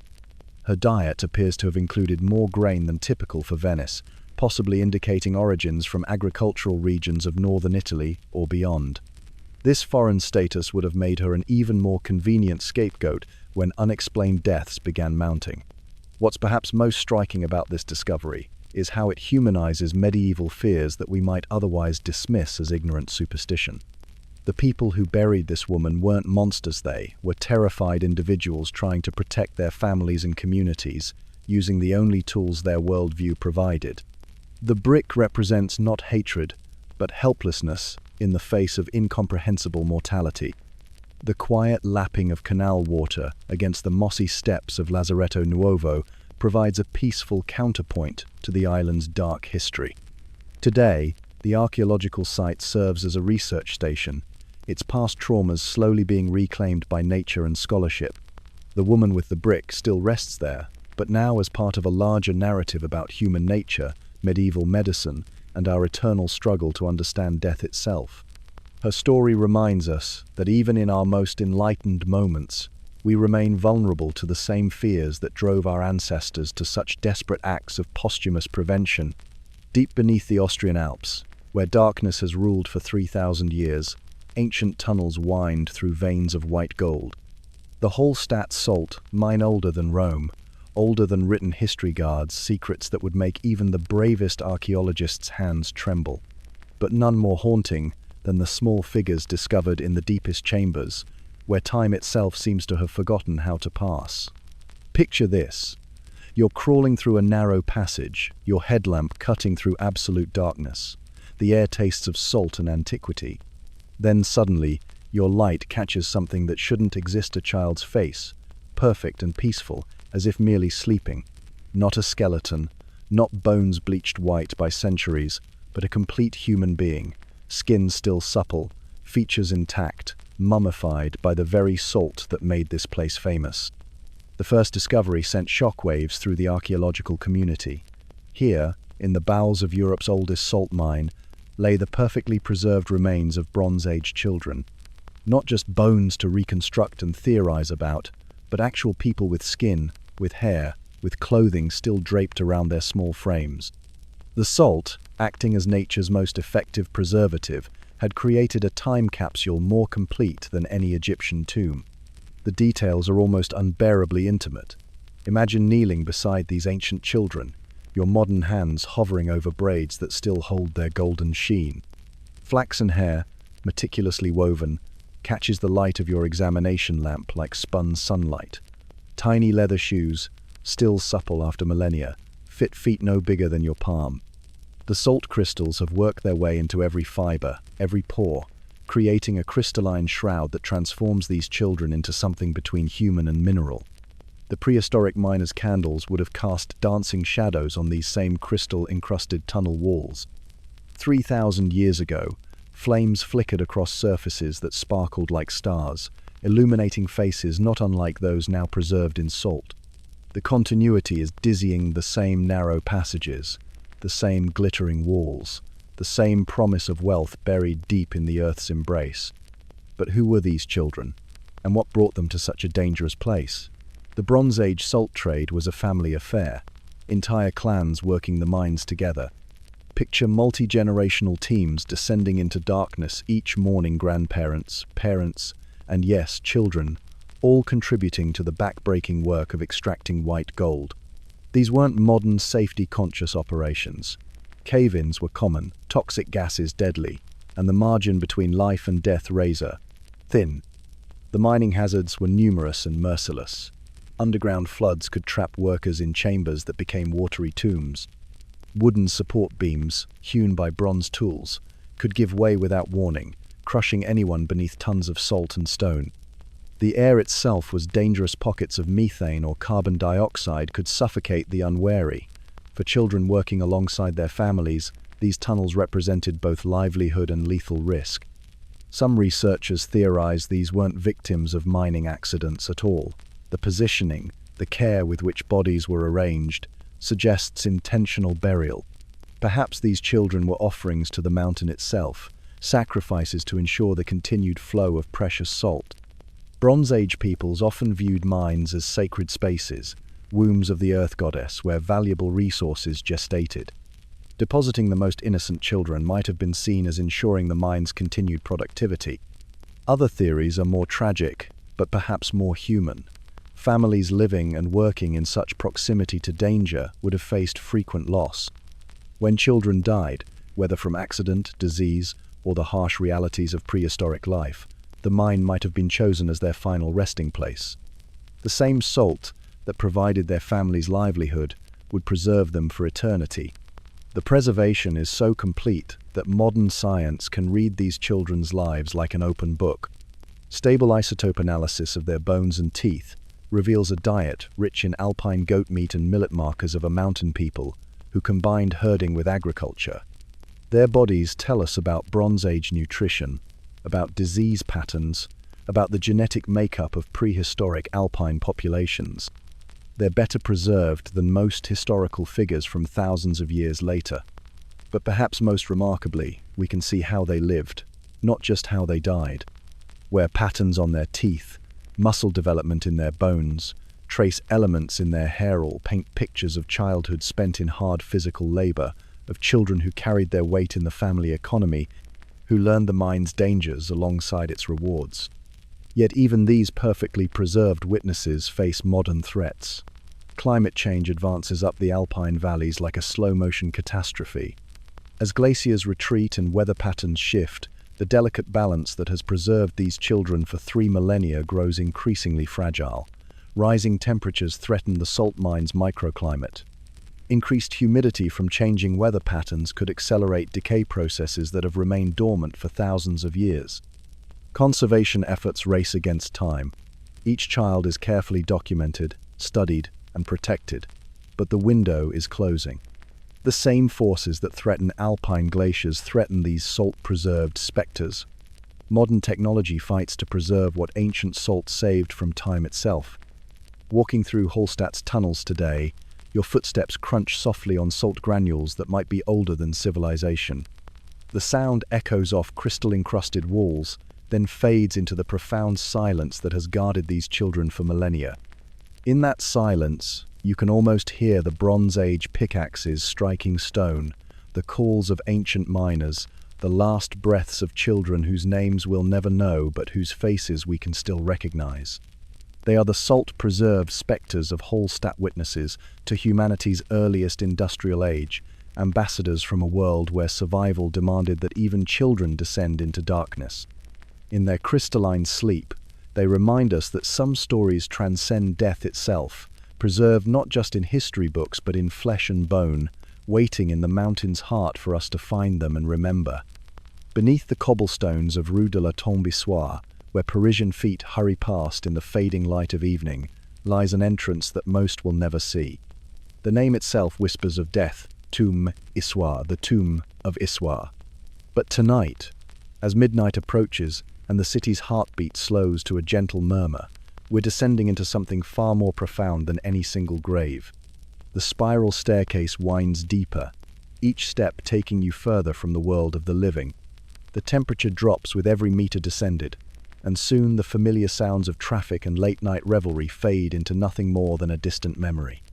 Here, 130 steps down, the darkness is absolute until your torch beam strikes something that stops the breath in your throat.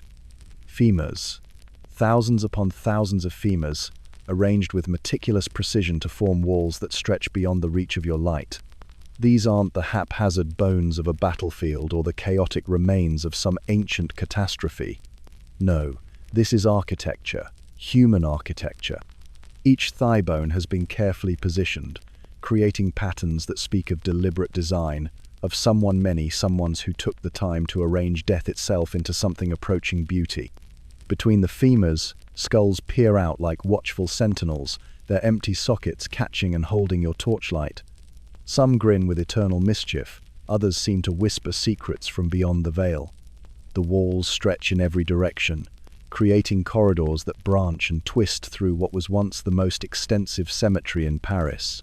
But this isn't a cemetery anymore, this is something else entirely.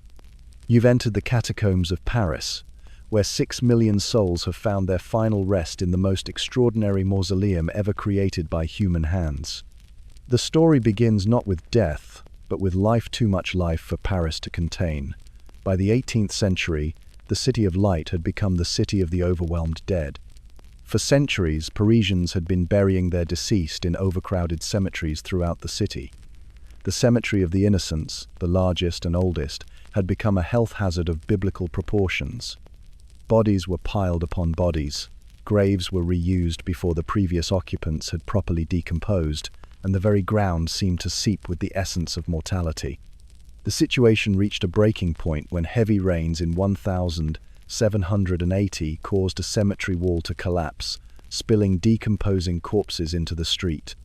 The smell, they say, could be detected from several blocks away. Something had to be done. But where could Paris put 6 million bodies? The answer lay beneath their feet, in the miles of limestone quarries that had been carved out during Roman times to build the city above. These tunnels, these caverns, these forgotten spaces that honeycombed the subterranean world beneath Paris, they would become the world's most elaborate ossuary. The process took years. Night after night, beginning in 1786, cart after cart of human remains made their way through the darkened streets of Paris. Workers would carefully exhume the dead, load their bones into wagons, and transport them to these underground chambers. But this wasn't merely a matter of dumping bones into convenient holes. This was a project that required vision, artistry, and a deep respect for the dead. The bones were sorted, arranged, and stacked with an attention to detail that bordered on the obsessive. Femurs were aligned to create walls, skulls were positioned to create patterns, and ribs were arranged in careful arcs. The workers, many of whom were miners and stonemasons by trade, approached this task with the same precision they might bring to constructing a cathedral. Because in a very real sense, they were constructing a cathedral of bones. The engineering feat was remarkable. These weren't just piles of bones thrown into caves. The arrangement had to account for structural integrity, airflow, and drainage. The walls needed to be stable enough to last centuries, the passages wide enough for people to move through, and the entire system had to function as a coherent whole. They succeeded beyond any reasonable expectation. But the catacombs were never meant to remain static repositories of the dead. Almost immediately, they began to attract the living people drawn to the darkness, for reasons both noble and nefarious. Secret societies found in these bone-lined chambers the perfect meeting places, far from the prying eyes of authorities. The walls themselves seemed to absorb secrets, to hold whispered conversations in their hollow spaces. During the French Revolution, revolutionaries and loyalists alike used the tunnels to move unseen through the city. The bones of aristocrats and commoners, now indistinguishable in death, watched as the political chaos above played out in the shadows below. Later, during both World Wars, the catacombs would again prove their worth as hiding places and meeting spots. In World War II, French resistance fighters established bunkers deep within the bone-lined corridors. They held meetings among the skulls of long-dead Parisians, planned operations under the watchful gaze of the deceased, and sometimes hid refugees in chambers where silence was ensured by the eternal quiet of death. The Germans, meanwhile, used other sections as bunkers and storage facilities, never realizing how many secrets the bones around them were keeping. These weren't the only people to call the catacombs home. Throughout the centuries, hermits, outcasts, and eccentrics have found solace in the underground city of the dead. Some stayed for days, others for years, creating small living spaces among the bones, learning to navigate by feel in the absolute darkness, developing an almost supernatural understanding of the tunnel's layout. Today, the catacombs attract a different kind of underground dweller, the cataphiles. These urban explorers, some seeking adventure, others seeking spiritual connection, descend into the unauthorized sections of the catacombs despite strict legal prohibitions. They know secrets that tour guides will never tell, have mapped passages that appear on no official chart, and speak in whispers of rooms where the bone arrangements suggest purposes that official historians prefer not to discuss. The cataphiles tell stories that blur the line between urban legend and underground truth. They speak of chambers where the bones are arranged in patterns that predate the official transfer from the cemeteries, of sections where the walls seem to shift when you're not looking directly at them, of sounds that echo through the tunnels without any visible source. Some report encounters with other explorers who, when approached, simply disappear into the darkness, as if they were never there at all. They describe rooms where the humidity creates an almost living atmosphere, where the limestone walls weep with moisture that has been seeping through the rock for centuries. The air itself feels dense with history, thick with the accumulated presence of millions of souls. Every breath you take is shared with the ghosts of Paris. Every step resonates through chambers where time seems to move differently than it does above ground. But perhaps the most remarkable aspect of the catacombs isn't their macabre beauty or their hidden history, it's how they continue to exist as a living, breathing entity beneath one of the world's busiest cities. The limestone that forms these tunnels is still active, still growing and changing with each drop of moisture that seeps through from above. Stalactites form slowly where ceiling meets air, and in some chambers, flowstone formations create natural sculptures among the arranged bones. The temperature remains constant year-round, a cool 60 degrees that preserves not only the bones but also the atmosphere of mystery that has accumulated over centuries. In the deepest chambers, where even the most intrepid cataphiles rarely venture, the silence is so complete that you can hear your own heartbeat echoing off the limestone walls. As you prepare to leave this underground realm, to climb those 130 steps back to the world of the living, You become aware of a sound you hadn't noticed during your descent, soft, rhythmic dripping. Water finding its way through layers of earth and stone, marking time in a place where time seems to stand still. The drops fall steadily, hypnotically, synchronizing with your heartbeat, as if the catacombs themselves have learned the rhythm of life from the millions who have found their eternal rest within these bone-lined walls. The last thing you hear before emerging into the Parisian night is that eternal drip, marking moments in a realm where moments have no meaning, keeping time in a place where time itself has become just another bone in the wall. Deep beneath the Austrian Alps, where darkness has ruled for 3,000 years, ancient tunnels wind through veins of white gold. The Hallstatt salt, mine older than Rome, older than written history guards secrets that would make even the bravest archaeologists' hands tremble. But none more haunting than the small figures discovered in the deepest chambers, where time itself seems to have forgotten how to pass. Picture this. You're crawling through a narrow passage, your headlamp cutting through absolute darkness. The air tastes of salt and antiquity. Then suddenly, your light catches something that shouldn't exist: a child's face, perfect and peaceful, as if merely sleeping. Not a skeleton, not bones bleached white by centuries, but a complete human being, skin still supple, features intact, mummified by the very salt that made this place famous. The first discovery sent shockwaves through the archaeological community. Here, in the bowels of Europe's oldest salt mine, lay the perfectly preserved remains of Bronze Age children. Not just bones to reconstruct and theorize about, but actual people with skin, with hair, with clothing still draped around their small frames. The salt, acting as nature's most effective preservative, had created a time capsule more complete than any Egyptian tomb. The details are almost unbearably intimate. Imagine kneeling beside these ancient children, your modern hands hovering over braids that still hold their golden sheen. Flaxen hair, meticulously woven, catches the light of your examination lamp like spun sunlight. Tiny leather shoes, still supple after millennia, fit feet no bigger than your palm. The salt crystals have worked their way into every fiber, every pore, creating a crystalline shroud that transforms these children into something between human and mineral. The prehistoric miners' candles would have cast dancing shadows on these same crystal-encrusted tunnel walls. 3,000 years ago, flames flickered across surfaces that sparkled like stars, illuminating faces not unlike those now preserved in salt. The continuity is dizzying: the same narrow passages, the same glittering walls, the same promise of wealth buried deep in the earth's embrace. But who were these children, and what brought them to such a dangerous place? The Bronze Age salt trade was a family affair, entire clans working the mines together. Picture multi-generational teams descending into darkness each morning: grandparents, parents, and yes, children, all contributing to the back-breaking work of extracting white gold. These weren't modern, safety-conscious operations. Cave-ins were common, toxic gases deadly, and the margin between life and death razor-thin. The mining hazards were numerous and merciless. Underground floods could trap workers in chambers that became watery tombs.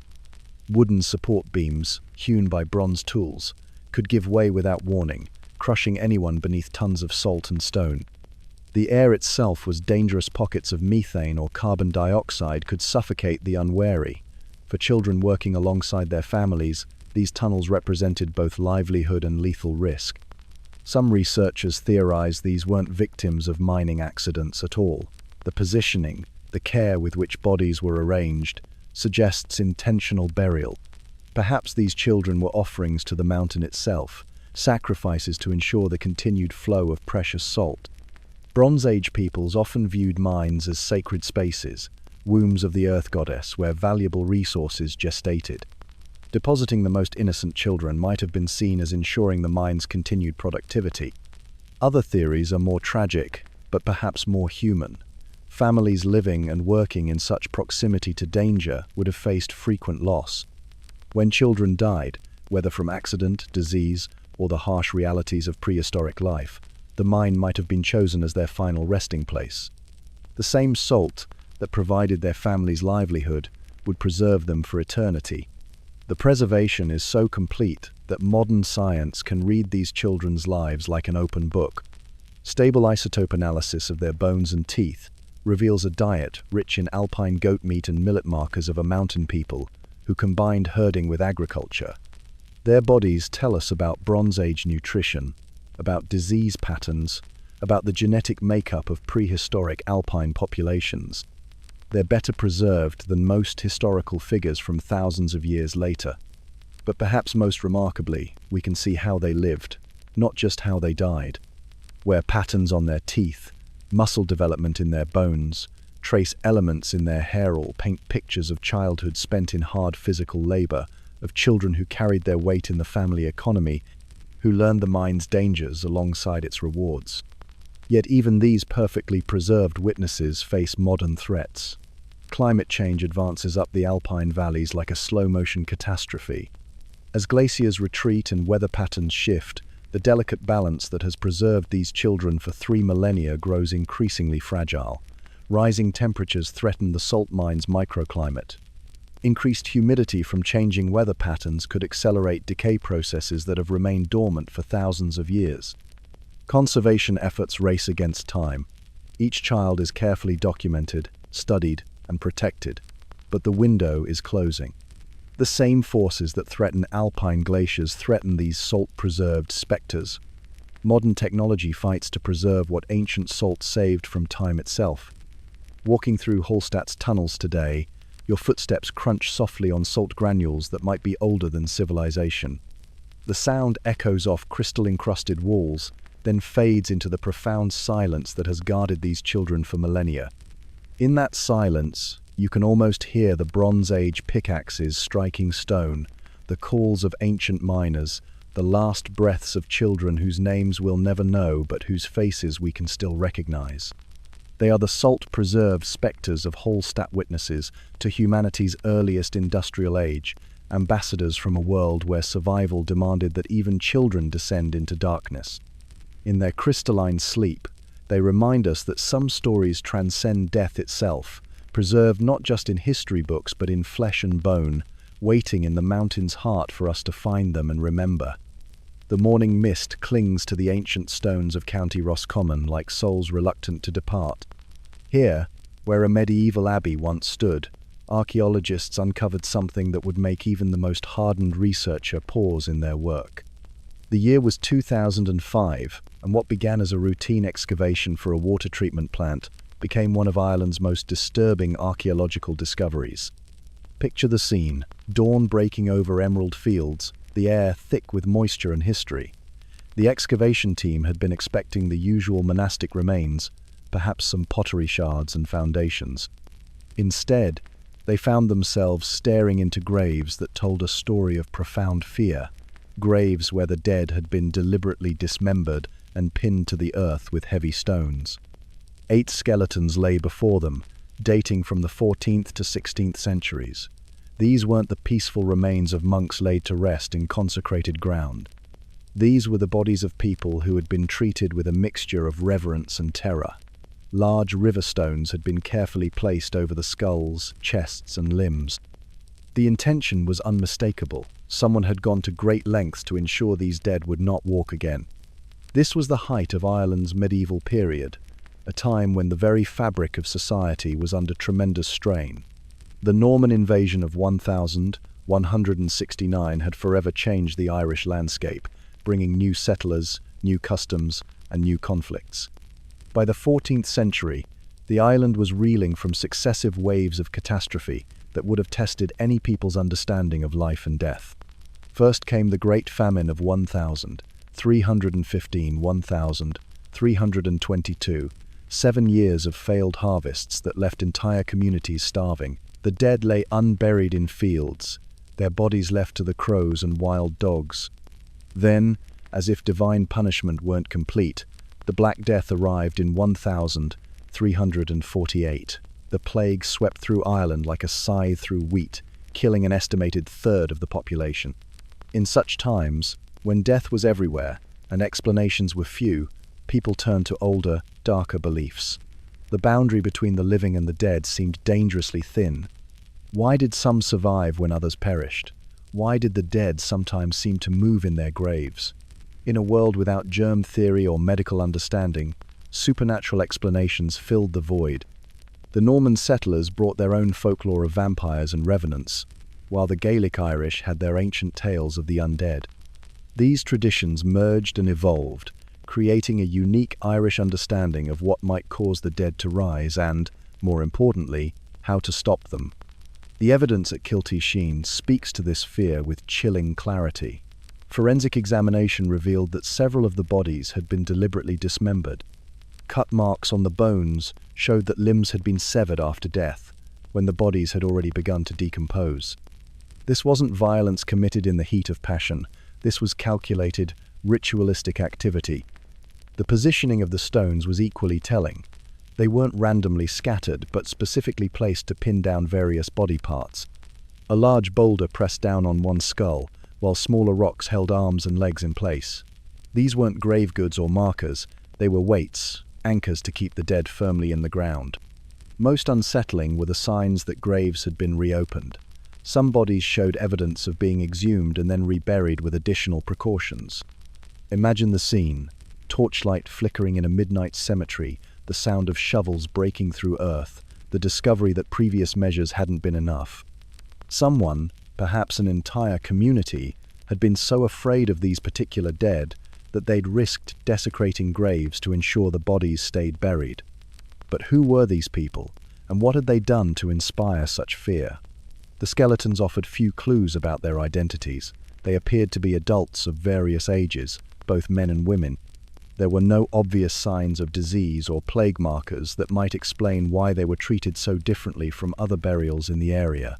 The answer likely lies in Irish folklore, in the stories passed down through generations of Gaelic speakers. They spoke of the Deag Dú, literally red sucker, a type of vampire-like creature in Irish mythology. Unlike the aristocratic vampires of later European folklore, the Deag Dú was often a woman who had been wronged in life and returned to seek vengeance. These weren't the only tales. Irish tradition was rich with stories of the restless dead, the Dullahan, headless horseman who collected souls, the Banshee, whose wail announced death, and various forms of revenants who couldn't find peace in their graves.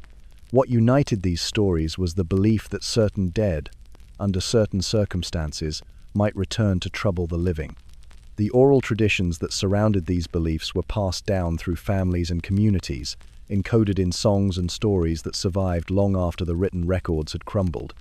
Grandmothers would tell children about the telltale signs of a potential revenant, someone who died in unusual circumstances, who carried deep resentments, or who simply didn't seem to rest easily in their grave.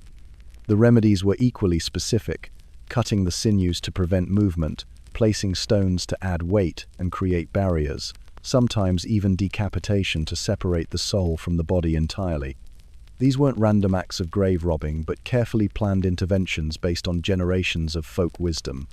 As night falls over the County Roscommon countryside, the wind carries the haunting melody of a tin whistle across the peat fields. It's a sound that hasn't changed in centuries, the kind of music that once might have been played to soothe the spirits of the restless dead. The melody drifts over the ancient abbey ruins, where those 8 carefully pinned skeletons now rest in museums, their stories finally told. Yet questions remain. Were these people victims of disease, of social ostracism, of mere superstition, or did their contemporaries know something we've forgotten? In a world where science has explained so much about death and decay, the careful stone pinning at Kilty Sheen reminds us that our ancestors' fears ran deeper than mere ignorance. As you close your eyes tonight, let that distant tin whistle carry you towards sleep. Dream not of vampires or revenants, but of a people so deeply afraid of death's uncertainty that they took extraordinary measures to ensure their peace. In the end, perhaps that's all any of us can do: take what precautions we can against the unknowable darkness, and hope that when our time comes, our own rest will be undisturbed. Mexico City, 1978. The moon hangs low over what was once the heart of the Aztec Empire, casting silver light across an excavation site where modern office buildings crowd around ancient stones. Workers have been digging near the cathedral, and what they've found would make most people sleep with the lights on for weeks. But here's the thing: Sometimes the most disturbing discoveries teach us the most about how people lived, loved, and yes, died, centuries ago. The excavation of the Templo Mayor has been going on for decades now, and each shovelful of earth reveals something that makes archaeologists either dance with joy or quietly question their career choices. Tonight, in our imagination, the moonlight illuminates something particularly striking, a massive stone platform, its surface pockmarked with holes. At first glance, you might think it's decorative. You'd be wrong. This is a tsompantli, a skull rack. And those holes? They once held wooden posts threaded with human skulls like some macabre form of ancient jewelry.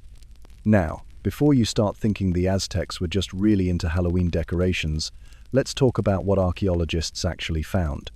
The Tower of Skulls, as it's dramatically known, contained over 650 skulls when fully excavated. But here's where it gets interesting, and by interesting, I mean the kind of thing that makes you grateful you live in an era where the biggest sacrifice expected of you is maybe giving up coffee for Lent. These weren't random victims of violence. This was ritual sacrifice on an industrial scale, but with a purpose that made perfect sense within Aztec cosmology. You see, the Aztecs believed the universe operated on a cosmic debt system that would make modern credit card companies weep with envy. The sun needed to be fed blood to rise each morning. The Earth Mother, Tlaltecutli, demanded payment for letting crops grow. It wasn't cruelty for cruelty's sake, it was maintenance, cosmic maintenance. The Aztecs saw time as cyclical, not linear like we do. Each dawn wasn't just another day, it was a victory won through sacrifice, a successful negotiation with forces that could plunge the world into eternal darkness. The skulls on these racks weren't trophies, they were receipts, proof that the debt had been paid, that the sun would rise tomorrow, that the world would continue to turn. But who were these people whose skulls ended up mortared into towers? Here's where modern science gets really interesting. Isotopic analysis, basically reading the chemical signature in bones, tells us these weren't just local victims. Some traveled from as far away as what we now call Guatemala and Belize. Men, women, children, the skulls show a surprising diversity. This wasn't just enemy warriors being sacrificed. This was something more complex, more systematic. Some of the victims show signs of being well fed, even pampered before death. Others bear marks suggesting they lived hard lives before ending up here. It's a reminder that in the Aztec world, being chosen for sacrifice could be seen as an honor, not a punishment. Strange as it sounds to us, some people likely volunteered, believing they were buying their way into a better afterlife while helping maintain the cosmic order. Of course, when the Spanish arrived and saw these skull racks, they were understandably horrified. Spanish chroniclers wrote about towers of skulls reaching toward the heavens, numbers that seemed impossibly large. Hernán Cortés claimed to have counted tens of thousands of skulls at the main temple complex. For centuries, historians debated whether these accounts were exaggerated propaganda meant to justify conquest. Well, archaeology has a funny way of settling historical debates. The physical evidence suggests the Spanish, if anything, might have undercounted. The Tower of Skulls discovered so far is just one of several that once stood in Tenochtitlan.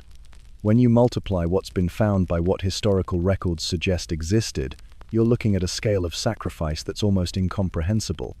But here's the thing that always gets me about these discoveries. They're found in the heart of modern Mexico City. People walk over these ancient sacrificial grounds every day on their way to work, buy coffee from vendors who set up shop meters from where priests once chanted offerings to hungry gods. It's a reminder that history isn't just something that happened somewhere else, a long time ago. It's literally beneath our feet, waiting to be uncovered. As I imagine this moonlit excavation, with the skull tower standing silent in the silver light, I can't help but think about perspective. To us, these skull racks seem like monuments to cruelty. To the Aztecs, they were monuments to duty, to keeping the world running, to preventing cosmic collapse. They weren't trying to terrify people, they were trying to save them. And perhaps that's the most unsettling thing of all. These weren't the actions of monsters, but of people who loved their families, told stories to their children, and worried about the future. They just happened to believe that the future required feeding skulls to hungry gods and posting them like ancient billboards declaring, "Payment received, world saved for another day. As dawnlight begins to creep over those silent stones, stones that once echoed with drums and chants and the very heartbeat of an empire, we're left with a question that haunts every archaeological discovery. Were they wrong to do what they did, or are we wrong to judge them by standards they never would have understood?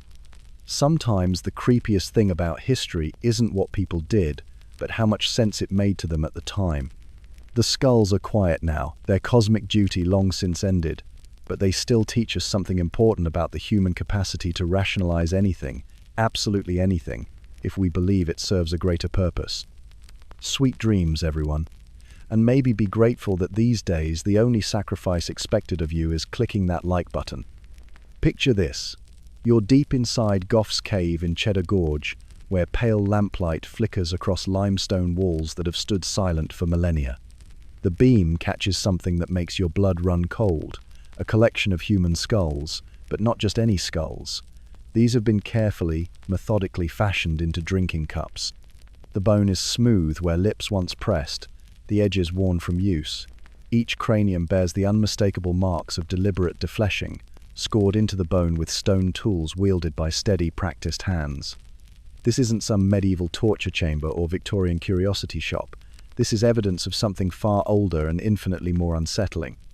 Welcome to one of Britain's most chilling archaeological discoveries, where ancient dinner parties took on a meaning we can barely comprehend today. 14,700 years ago, during the tail end of the last ice age, Britain was a harsh and unforgiving place. Imagine vast ice sheets slowly retreating northward, leaving behind a landscape that was part tundra, part emerging forest. The climate was warming, yes, but survival was still a daily struggle against cold, scarcity, and the constant threat of starvation. This was the world of the Magdalenian hunter-gatherers, sophisticated people who had survived the worst the Ice Age could throw at them. They weren't primitive savages. They created beautiful art, developed complex technologies, and maintained intricate social structures. But they were also pragmatists, people who understood that survival sometimes demanded choices that would horrify us today. The Magdalenians who used Gough's Cave were facing what archaeologists call deglacial hardship, the challenging period when the ice was retreating but resources were still scarce. Animals were migrating, plant foods were unreliable, and winter could still kill you if you weren't prepared. In this context, every calorie mattered, every resource had to be utilized, and waste was a luxury they couldn't afford. Now, let's talk about those cut marks, because they tell a story that's both fascinating and deeply disturbing. Modern forensic analysis has revealed something extraordinary about how these skulls were processed.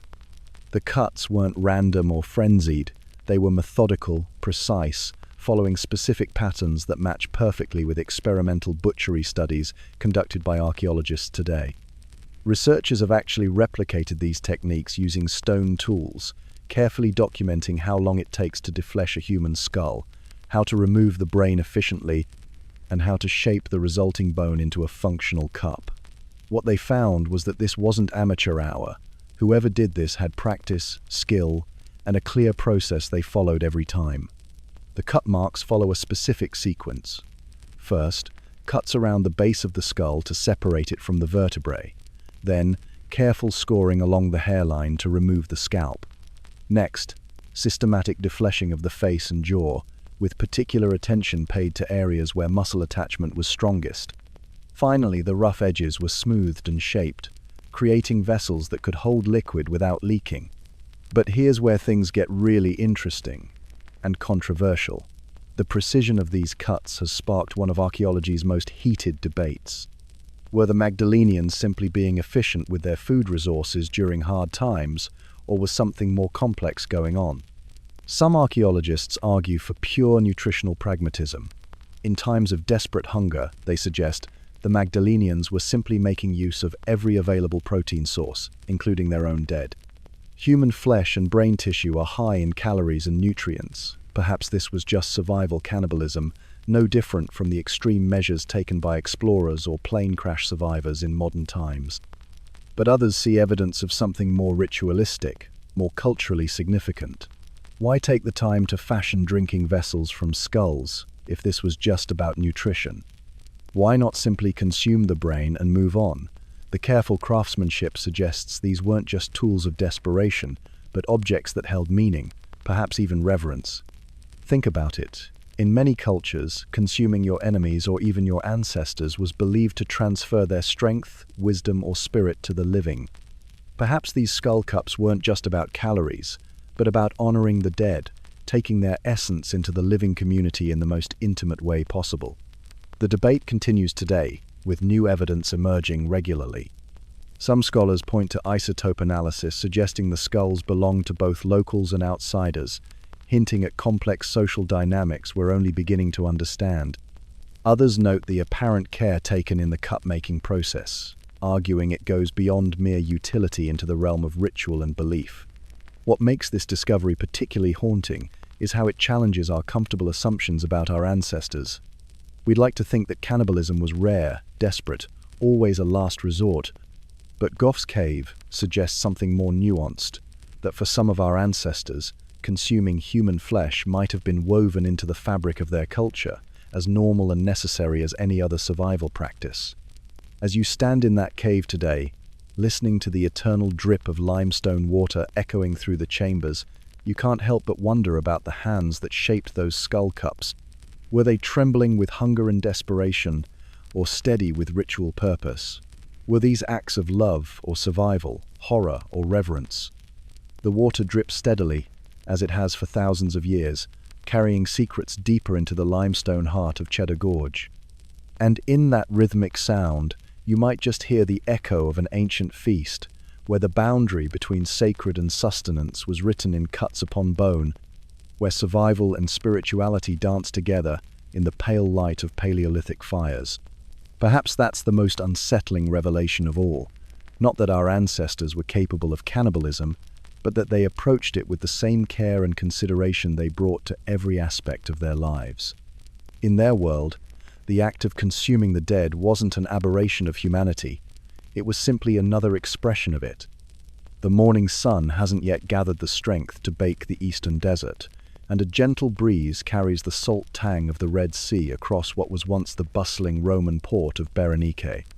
But this wind whispers over something unexpected row upon row of small graves, each no bigger than a child's bed, stretching into the dawn light like a miniature necropolis. These aren't the tombs of pharaohs or forgotten nobles. These are the final resting places of cats, dogs, and monkeys, each one wrapped in linen with the same reverence once reserved for human mummies. The archaeologists who uncovered this cemetery in 2011 found themselves face to face with one of the most touching discoveries in Egyptian archaeology, not because of gold or grand monuments, but because of the profound intimacy between humans and animals that had been preserved in the desert sand for nearly 2,000 years. Each burial tells a story of companionship that transcends species, of bonds forged in a distant port city where the exotic and familiar intermingled daily. Berenike thrived between the 1st and 2nd centuries CE as Rome's gateway to the treasures of the East. Ships heavy with silk, spices, and precious stones would dock at its harbors, their holds also carrying a menagerie of exotic creatures. Merchants and sailors and merchants all found themselves far from home for months or years at a time, and in that isolation, they formed deep connections with the animals that shared their journeys and their lives. Picture a Roman trader, weathered by sea spray and desert sun, tenderly caring for a small monkey that had perhaps entertained passengers during the long voyage from India. Or a ship's cat, promoted from ratter to cherished companion, whose purr provided comfort during the lonely watches of the night. These weren't just working animals or curiosities, they were family members in a world where family often lay thousands of miles away. The pathology tells the most compelling story. X-rays of these ancient animal mummies reveal healed fractures, evidence of veterinary care that would have required significant investment of time and resources. A cat with a perfectly mended leg bone, a monkey whose broken arm had been set and allowed to heal completely. These animals didn't just live alongside their human companions, they were cared for with a tenderness that speaks across the centuries. One burial contained a small dog, its body positioned with legs curled as if simply sleeping, wrapped in the finest linen available. Around its neck, archaeologists found the remains of a collar decorated with tiny bronze bells that would have chimed softly with each movement. This wasn't functional gear, this was jewelry, ornamentation chosen purely for the joy it brought to both pet and owner. The care evident in these burials stands in stark contrast to the industrial-scale animal mummification that would later define much of Ptolemaic and Roman Egypt.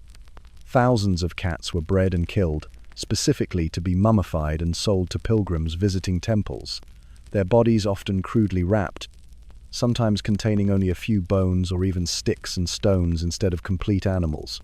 Those were products, commodities in a religious tourism industry. But here in Berenike, each mummy was prepared individually, with attention to anatomical accuracy and respectful positioning. The wrapping techniques mirror those used for beloved family members, not mass-produced offerings. Some were even interred with small pottery dishes, perhaps containing food for the journey to whatever afterlife their human companions imagined for them.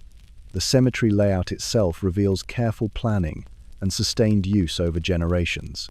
Family plots can be identified where multiple animals rest near each other, suggesting household groups buried together.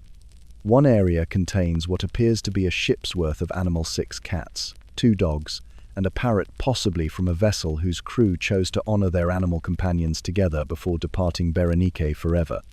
The monkey burials are particularly intriguing, as these creatures would have been expensive, exotic pets available only to the wealthy. Yet here they rest alongside common street cats and ship's dogs, suggesting that in death, as perhaps in the close quarters of ship life, hierarchies of value dissolved into simple affection. A macaque wrapped in silk lies next to a local cat swathed in everyday linen, both prepared with equal care, both mourned with equal genuineness. As the decades passed and trade routes shifted, Berenike gradually faded from prominence. The port silted up, the merchants departed, and the city returned to the desert. But this cemetery remained, a testament to bonds that needed no shared language, no formal contracts, no religious doctrine, only the fundamental connection between species that find comfort in each other's company. The early morning wind continues its ancient rhythm, stirring the sand above these small graves as it has for 2 millennia. The Red Sea laps quietly at the distant shore, its waves carrying the same eternal cadence that once lulled sleeping cats and monkeys in the holds of Roman galleys.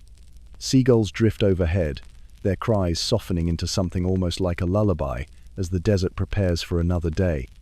But for now, in this moment between night and dawn, the cemetery rests in perfect peace. The passion and grief of the original mourners has long since dissolved into acceptance, leaving only the quiet dignity of love well spent and companions well remembered. The cats, dogs, and monkeys of Berenike sleep on, wrapped in their ancient linens, holding their secrets of comfort and companionship as the world above them slowly dreams its way toward morning. The breeze grows gentler still, carrying with it the whisper of waves and the distant memory of small bronze bells, fading now into the soft, eternal quiet that welcomes all earthly journeys home.